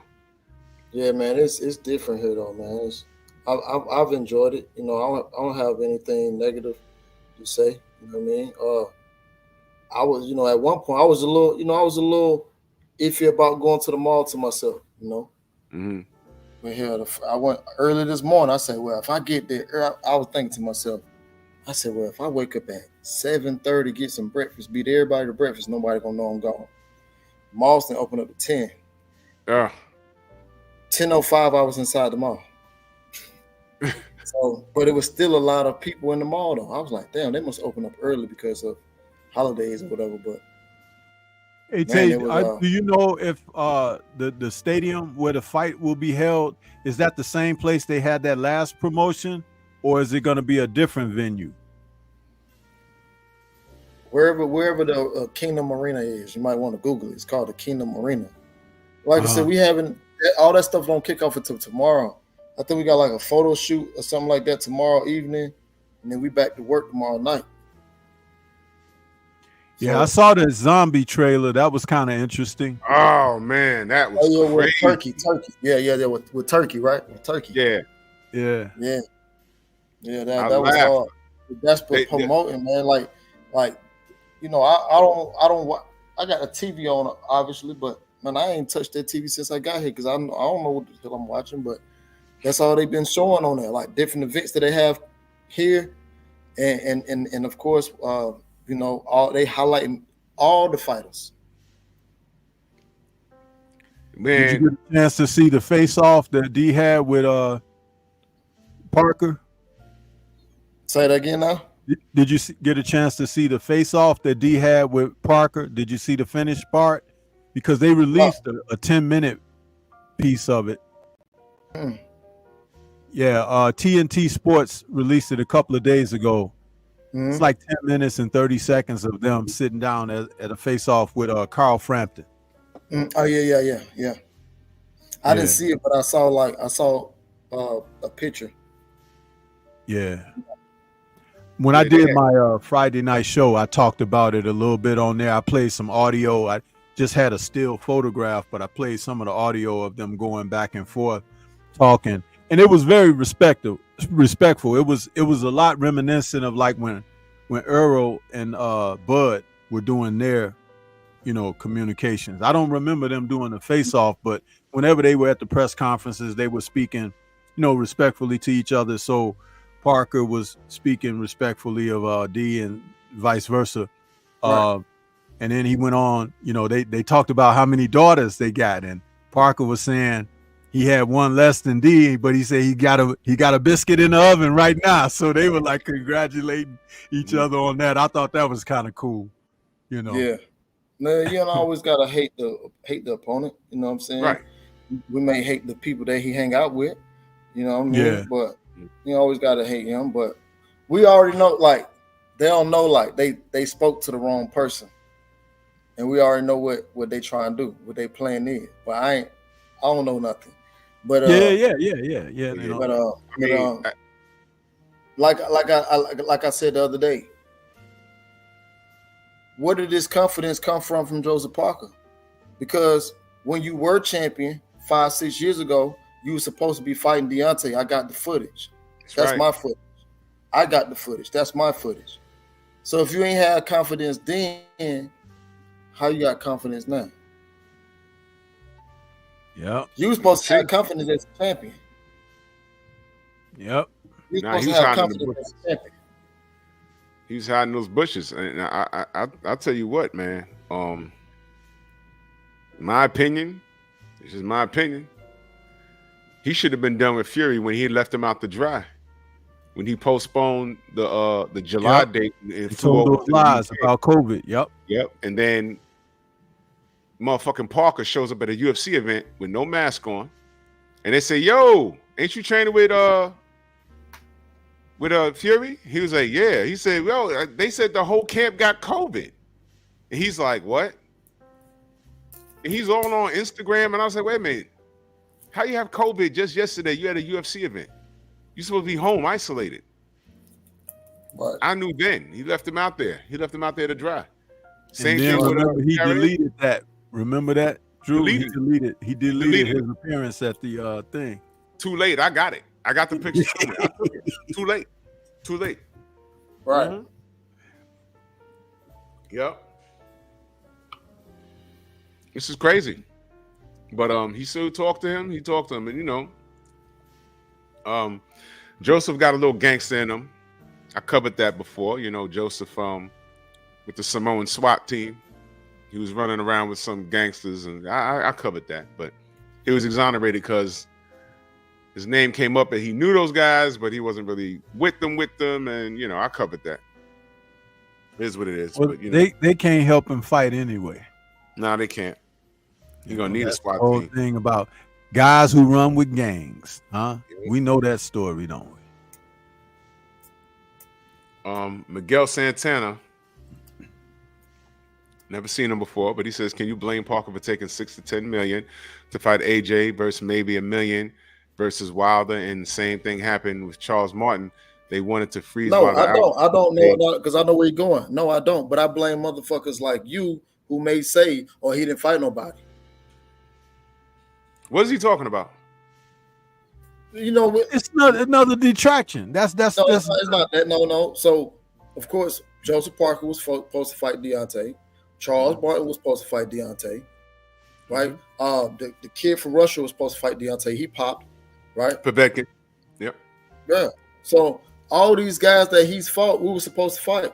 If we were supposed to fight, what's the little Uzbekistan Ukrainian guy, Klitschko, right? Mm-hmm. Supposed to fight all these guys. But then they'll say, oh, he hasn't fought nobody. Well, you guys bought belts to people who wanted to sell their souls. So when Deontay was saying that everything was given to him, that's what he's referring to outside of the Olympics. Absolutely. That's what he's referring to outside of the Olympics. So no, I don't want any of those guys get your money, but don't make it seem like, oh, all of a sudden I want this fight. Yeah, I'm amped up. No. Because when you were champion, you didn't want to do that. And I knew what he was talking about. I just wanted you to break it down. I knew exactly what he was doing. I just wanted you to break it down. Well, go ahead. It's funny how people like, but what the thing about it is funny that people say that, but then turn around in the same breath and say, well, he fought nobody. Well, how could he possibly fight them if they selling their soul? Right. And people forget that the WBA threw a belt in when he was facing Klitschko. That belt was vacant. And all of a sudden, the WBA was like, hey, why don't you hold our belt on the line as well? It was like, what? You didn't even have anybody fight for the belt. You just threw it into that fight. Just threw it in. Just threw it in. Right. You see, we've been here long enough. We've been here. We've been in the mix monitoring this stuff. You see, this is why what we do here is important. Because if we don't speak on it, everyone will forget. And then people with selective memory will put it out there. Well, D ain't fight nobody. And forget the last 6 or 7 years. Or some of these lying promoters and representatives talk so good that they convince people of the lies that they're telling. Just like Leonard Ellaby, what he does. He talks that talk, and that's good, but if we pay attention, that stuff, it's in one ear and out the other. But Hearn has done the same thing for everybody that fights under his banner.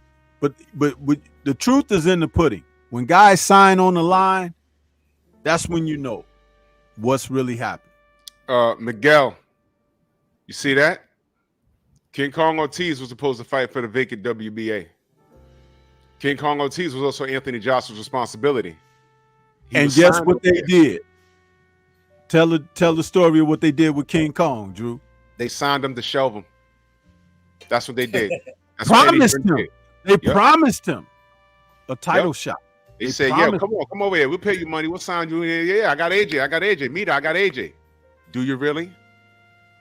You signed him and shelved him. You signed him and left his ass right there. That's what they did. And then Deontay came in, and Ortiz, if you want to apply boogeyman to anybody in boxing at that time, it was King Kong Ortiz. Deontay Wilder had no business fighting that man. He said, give me that fight. And I ain't even going to hold you. We was like, damn, man, you really want that? He did it, not once, but twice. And this is after King Kong popped. It was after he popped. Gave him a second chance. AJ didn't even fight him one time. So when we want to talk about who did what and why, I love how people talk about why and talk about money being the reason why. But then if you want to talk about why people go in directions because of money, they don't talk about why people's resume isn't satisfactory to you. That's bias. Miguel says, yes, I know what they did with Ortiz. Hearn convinced him to forego his spot so they could put up the WBA for Joshua Klitschko fight. So, Miguel, why are you coming out here with the selective amnesia then? Go sit down somewhere and stop writing this stuff in the chat where you're trying to take us off track of what we're talking about, man. We don't need that. But there are places you can go with that kind of stuff. But don't think for one moment that it'll fly with what we're talking about, because not only do we have the receipts, but we've been ear to the ground for all of this stuff for a very long time. You got the team right here on the panel. The team right here on the panel. The team's right here on the panel, Miguel. The team's right here on the panel. He's right here. This is boxing. You 1 minute you can't say I can't fault them for getting their money. As a fan, you understand that that's not the kind of conversation we're supposed to be having as supporters of the sport. That's not our conversation. I want AJ versus Deontay. Always wanted that fight. Yeah, But when too. Parker got a WBA belt, he became automatically in the mix. He could have went in the direction of Deontay, but he chose to go in the direction of AJ. Parker flew all the way to the fight. Yep. He sure did. When we fought the Mexican kid, I forget his name. What's the Mexican heavy that Ruiz fought? Duapas. Who? Was it Duapas? The Mexican kid.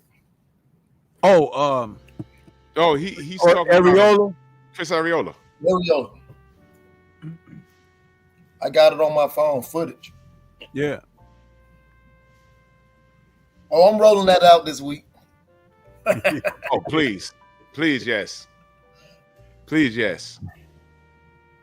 I mean, this is real talk, man. This is real talk. I mean, see, when you follow fighters so closely that one fighter is your guy, you'll do anything to defend and protect whatever that guy is representing to you. We don't do that.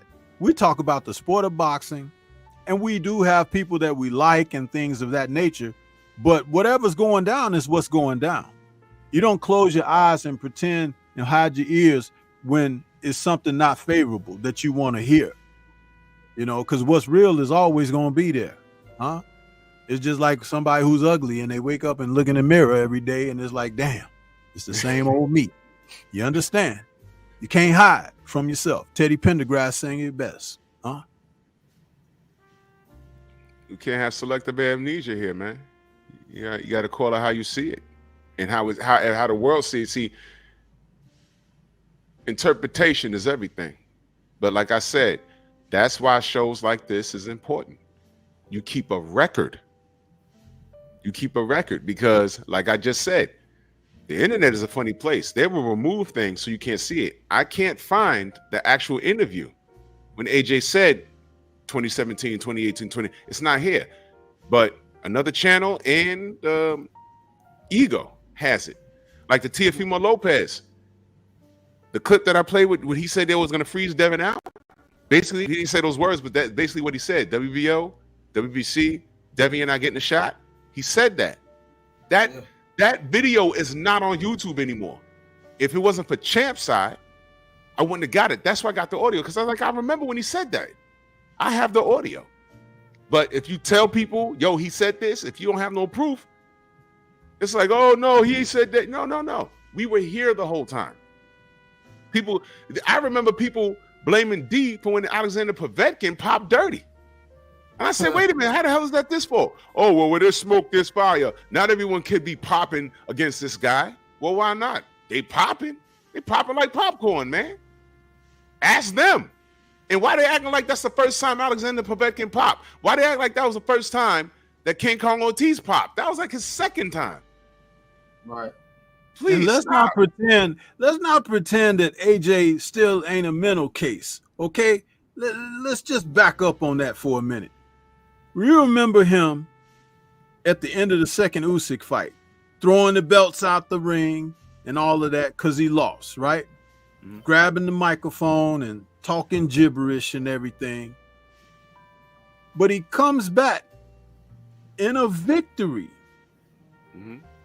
over Robert Helenius.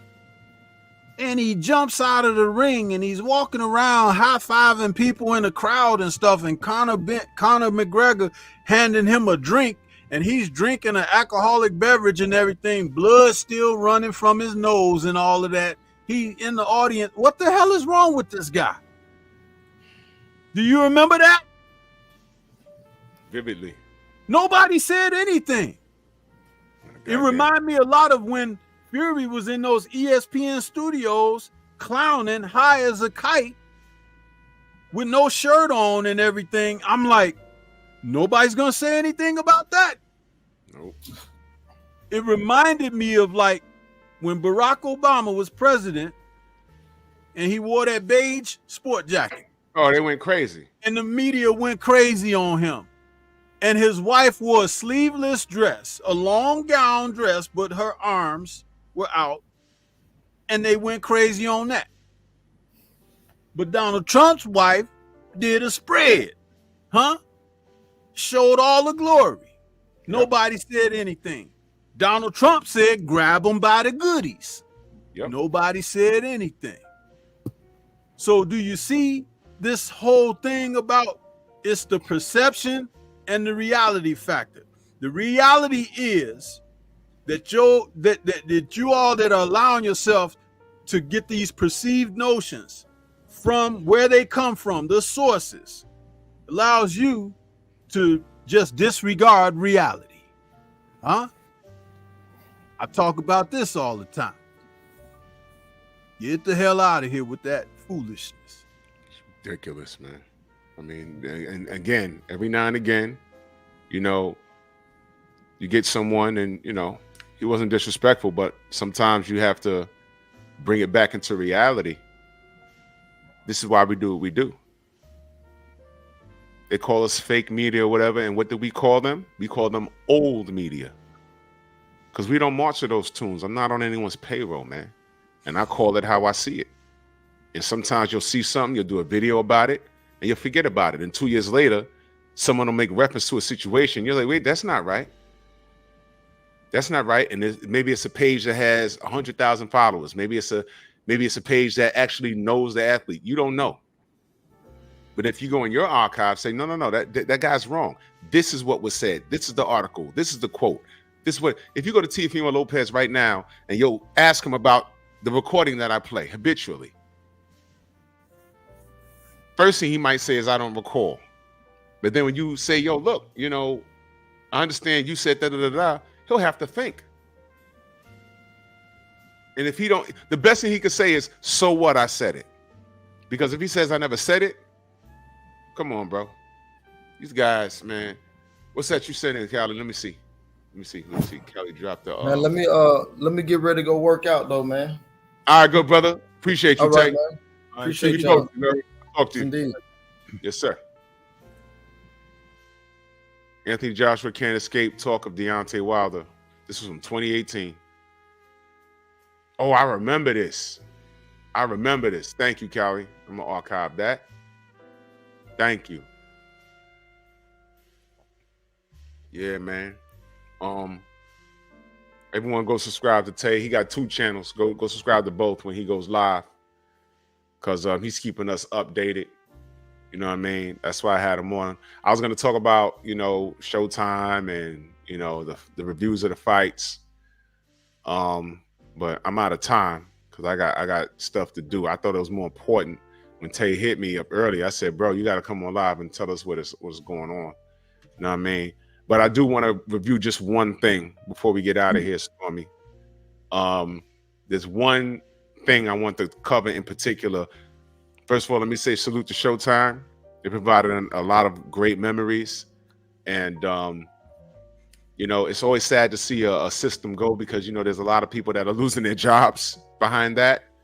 And they got to find work elsewhere. So that always sucks. This is not the atmosphere where you go unemployed, especially if you're there for how long they've been airing fights? Over 40 years.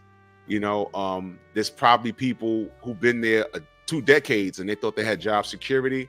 I don't want to paint that picture. I just hope everyone will be all right. So salute to Showtime and closing their doors. But before I get out of here, Stormy, there's one fight last night that I want to harp on in particular. It was about Gobert getting knocked out. No, we down to fight anybody. As long as they make money, it makes sense. What about headlining at Barclays Center your next fight? Yeah, but we need a stat card. We need a stat card. You see, because my people, these people, they don't support. Okay. Yeah, they don't support. We need them to I need my people to come out more and support me. Because I do fight for my people. I come out and put on a show every time, and we get to win every time, dominating. But we'd definitely like to fight in Brooklyn for the first fight. Come back in Brooklyn, that'd be a hell of a. Can you imagine that atmosphere?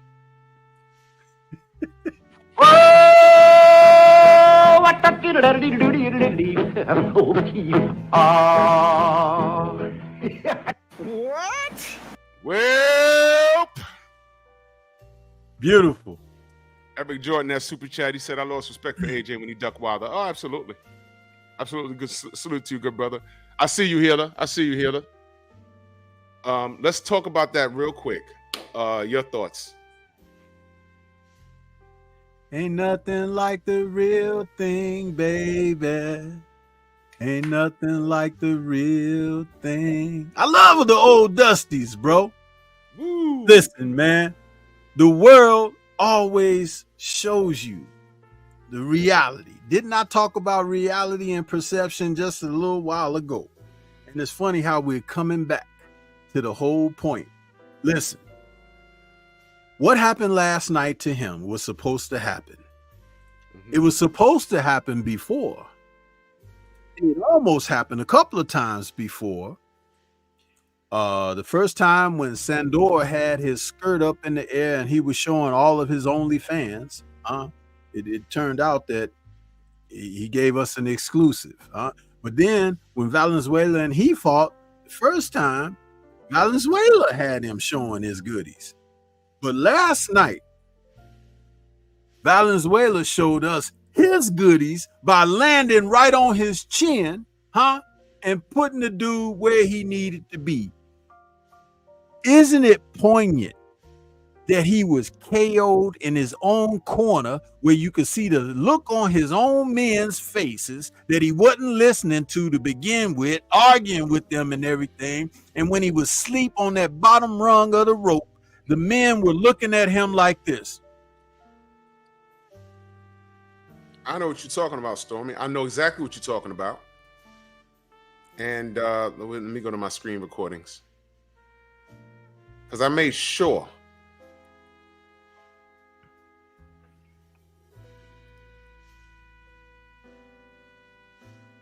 That's his corner.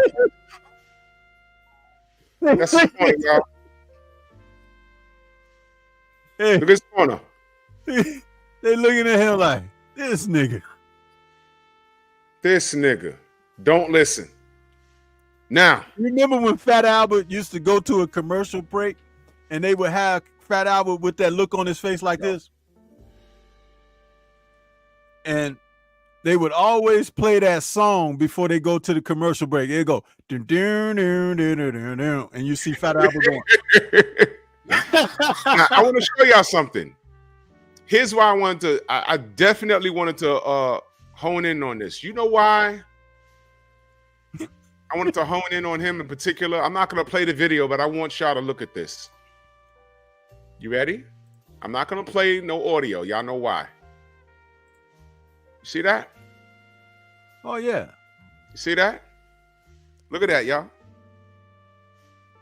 You see? Mm-hmm. Deontay Wilder can't take Chris Colbert heat. Has Chris interviews removed.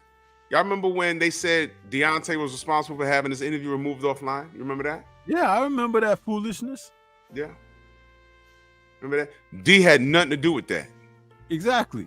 He don't even be paying attention to that stuff unless somebody happened to tell him, like Tay or somebody, because he ain't listening to other folks. He never went and had it removed. That was something that, if I remember correctly, this was the boxing voice running around with that.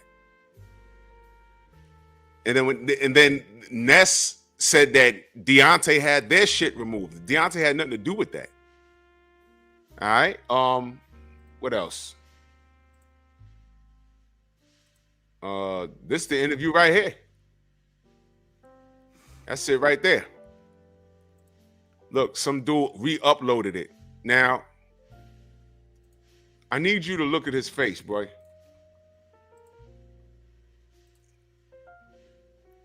You see that look right there? That's the shitty cuz look. Tell me I'm lying. Yep. That's the shitty cuz look. You see? You see?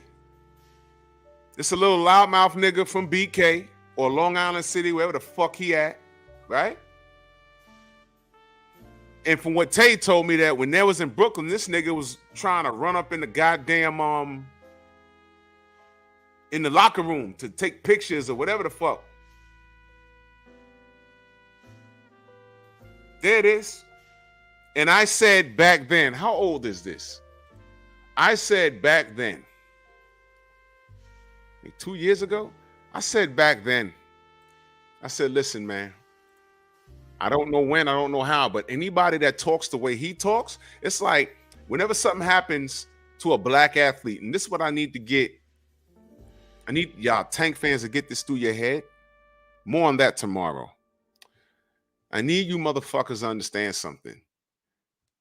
Whenever we appear in a bad light or whatever, the first thing white media, old media wants to do is run to you and throw a mic in your face and ask you.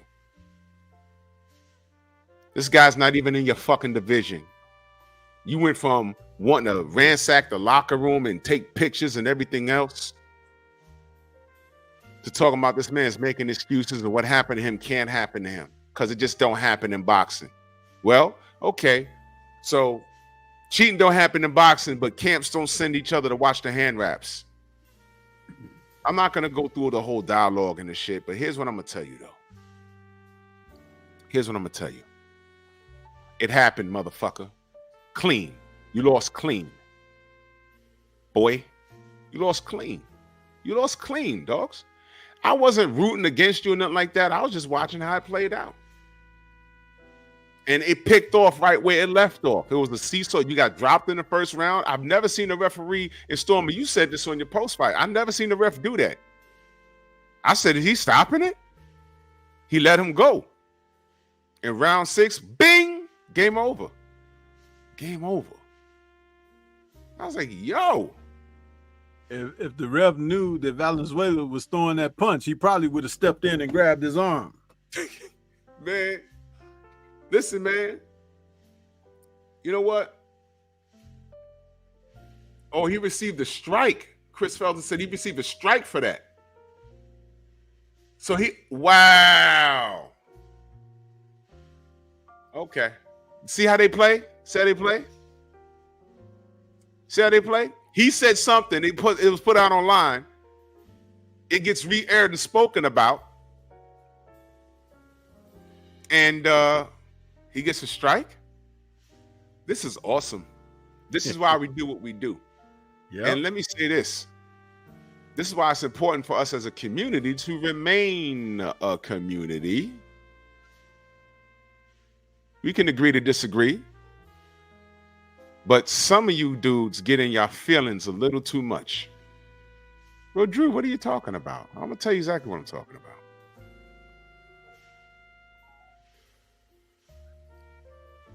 I come from an era where I can actually sit in a room and it'll sound like I'm arguing with a bunch of friends.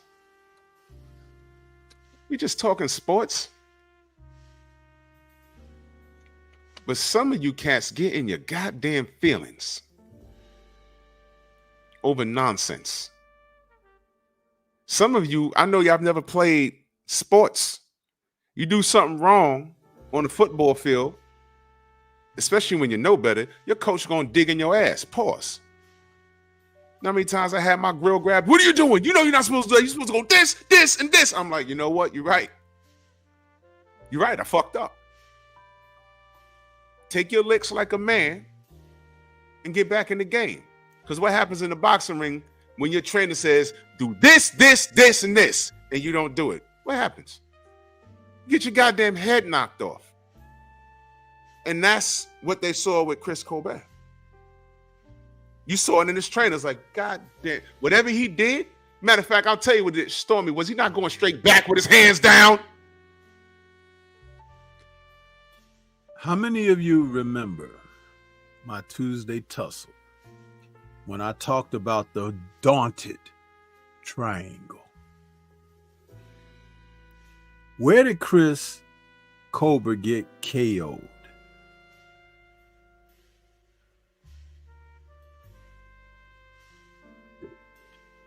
He was languishing against the ropes for a good portion of the fight. The ropes don't help keep you up. Now, a lot of fighters actually think that. But the ropes eliminate your ability to get out of the way of shots. I might have to do a new Tuesday tussle. But that high guard crap that he was putting up, that Valenzuela was either punching through it or around it, pulling the hand down and whacking him over it. Listen, there are many ways to defend yourself in boxing outside of the high guard and the vaunted shoulder roll crab defense. A number of ways. First of all, you have to start with what should be taught: head movement, which like 60 to 70% of fighters of today don't have. The other portion of it is, how many times have you guys heard me speak about, and even more recently in one of my Tuesday tussles, I talked about guys being squared up too much. Squared up. If you're an orthodox fighter, the left shoulder and the left position of your body should be facing the opponent. The right should be back here. You give less of a target. Simple physics. But these Einsteins of today don't teach that anymore, because they tell you, oh, if you could crack, or if you got fast hands or whatever, oh, that's great. You're looking good in the gym. You know what I hate to hear all the time? And it's happening almost every damn day, almost any channel. When a fighter is training in the gym and he's working the pads, and the content creator says, oh, dude is looking great in the gym.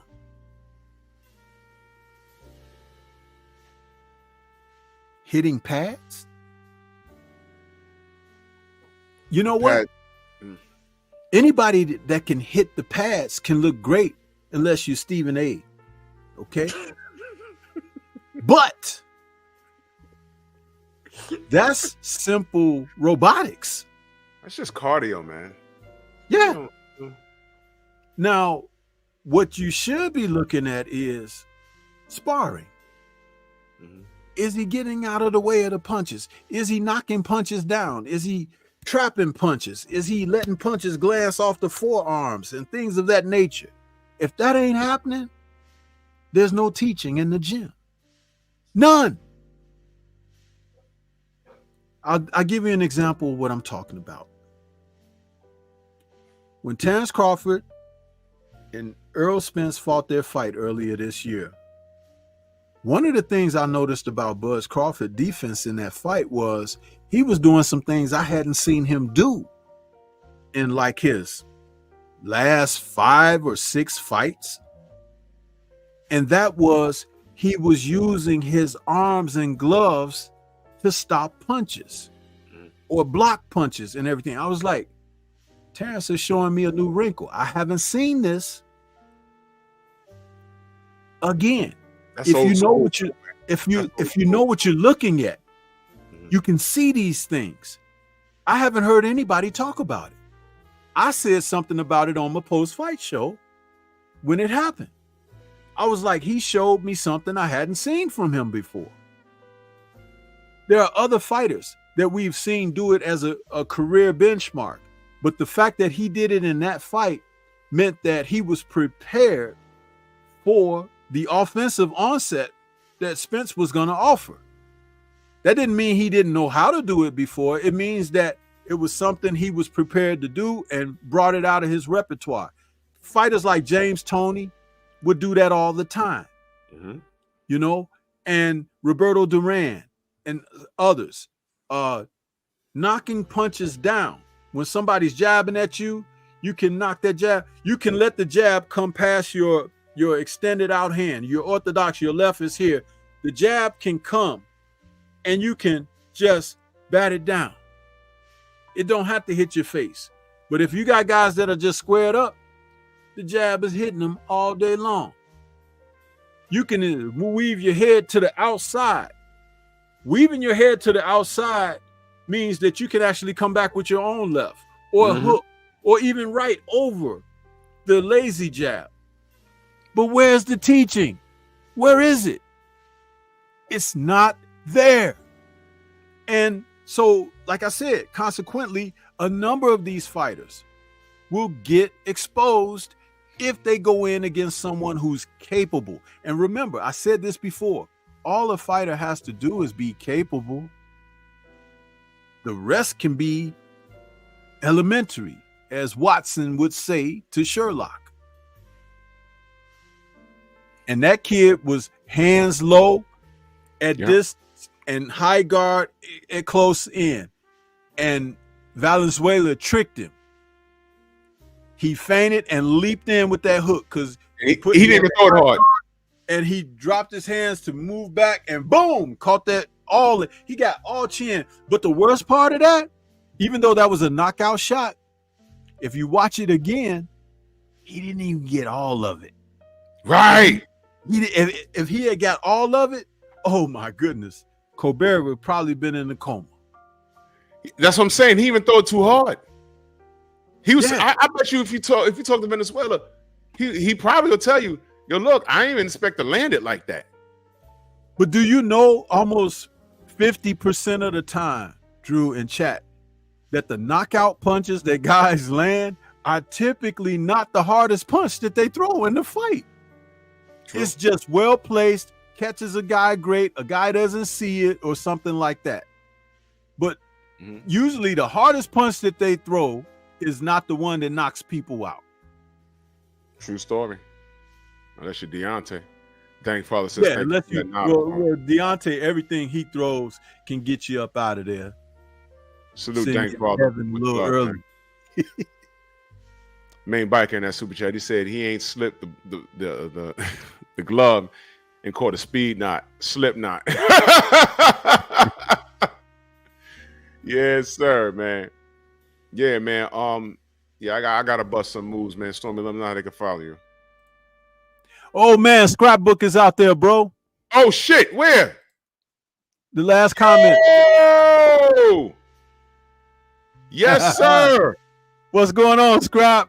Scrap, how are you? I was talking about you the other day. Much love to you, brother. Much love to you. And blessings for the holidays.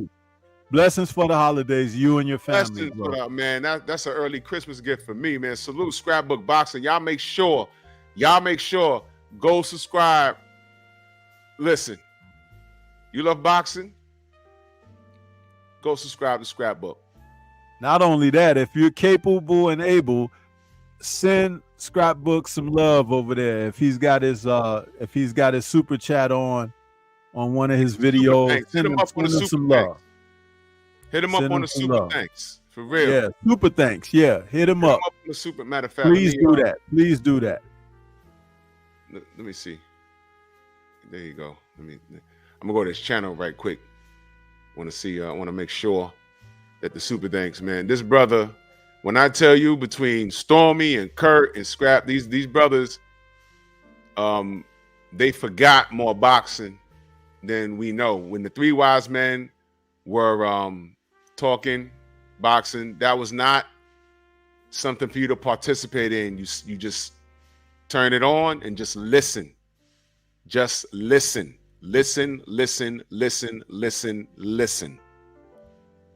Stormy, man, wonderful when you on my panel. Scrapbook, I would love to have you back when you get a minute. We're gonna set something up, man, and I want to try and get a panel together, probably Friday, so we could talk about the event on Saturday. For real. Check the private chat too, Drew. Okay. Yeah. Yes. But I want y'all to look at this young man's face and think about where his career is at right now. Look at Daniel Garcia back there out of shape. Yeah, he's trying to cover up with the cow too.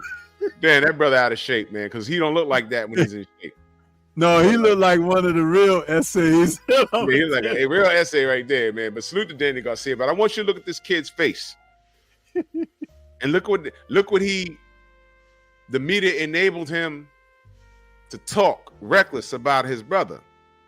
And why is he acting like this fugazi shit don't go on in our sport? It's fine. But you see, he got beat clean last night. No foul play. And to be honest, I'm so petty that if there was foul play, I would completely ignore his ass because it's him. And that's how I roll. Stormy, let them know how they can find you, good brother. Everybody can find me right here on the tube. Stormy B, man. That's Stormy, all caps, but no cap. There it is, man. And we got a show tomorrow. We got Nerds on Culture tomorrow. Yeah, we're doing the top 90s hood films. There's tons of them, but we're going to talk about a few. Yes, sir. And I'll be back tomorrow morning. You know what I mean? And then after Nerds on Culture, go catch up with me on Pep Talk. Got a lot to talk about. Got a whole lot to talk about. Healer's going live. Healer's going live in a bit. Healer's going live. Yo, let me tell you. Did you see Healer's video? Which one? Oh man. If you can put the link in the chat for his he did this dope ass video. What's the brother's name? Oh shit. It's the trainer?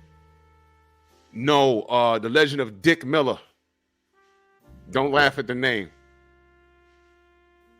But it's on his page, The Legend of Dick Miller. Bro, I was like, yo. Man, let me tell you, Focus World got some knowledge, man. I'm telling you, y'all better go over there and get that. For real, man. So I'm going to be over there in a bit. Dick Miller. And that's not a troll name. Just go. For real, man. So, he just put the link in the chat there. Excellent. There you go. Y'all click on that and just spin that. It's a little bit of history there because I did not know any of this. I take pride in saying I don't know everything. I love to learn, man. They got something to teach me. I'm here to learn. But salute to everybody in the Venmo, the Zelle, the Cash App, the Super Chat, man. I know boxing's been hot all week long or whatever. All week long, I'm gonna be firing shots because it's not really to take personal shots. It's gonna be made so that I can trigger a conversation to get y'all to think. My live tomorrow, don't miss it. There you go. Lomachenko's king of 135. Prove me wrong. Okay? Prove me wrong. And my premieres all week will be on the Day of Reckoning cards. You know, the fights. I'm so hyped for this. Thursday and Friday are my final two for the co-main and the main event. Now, my Wilder video with Parker will be Friday because I consider that the main event myself. Main event. Yeah. Whether it's before AJ or not. But AJ and Wilder, that video will premiere Thursday. Man, they're doing right by us. Shout out to the Saudis, man. They're doing right by us, man. So we're going to get out of here. Salute to y'all. And y'all know where to find us. Go subscribe to everybody, all content creators. We're going to support each other. Bronx on deck. Move! We down to fight anybody. As long as they make money, it makes sense. What about headlining at Barclays Center your next fight? Yeah, but we need a stat card. We need a stat card. You see, because my people, these people, they don't support. Okay. Yeah, they don't support. We need them to I need my people to come out more and support me. Because I do fight for my people. I come out and put on the show every time, and we get to win every time, dominating. But we definitely like to fight in Brooklyn for the first fight. Come back in Brooklyn, that'd be a hell of a. Can you imagine that atmosphere? Why are you gay? Who says I'm gay? You are gay.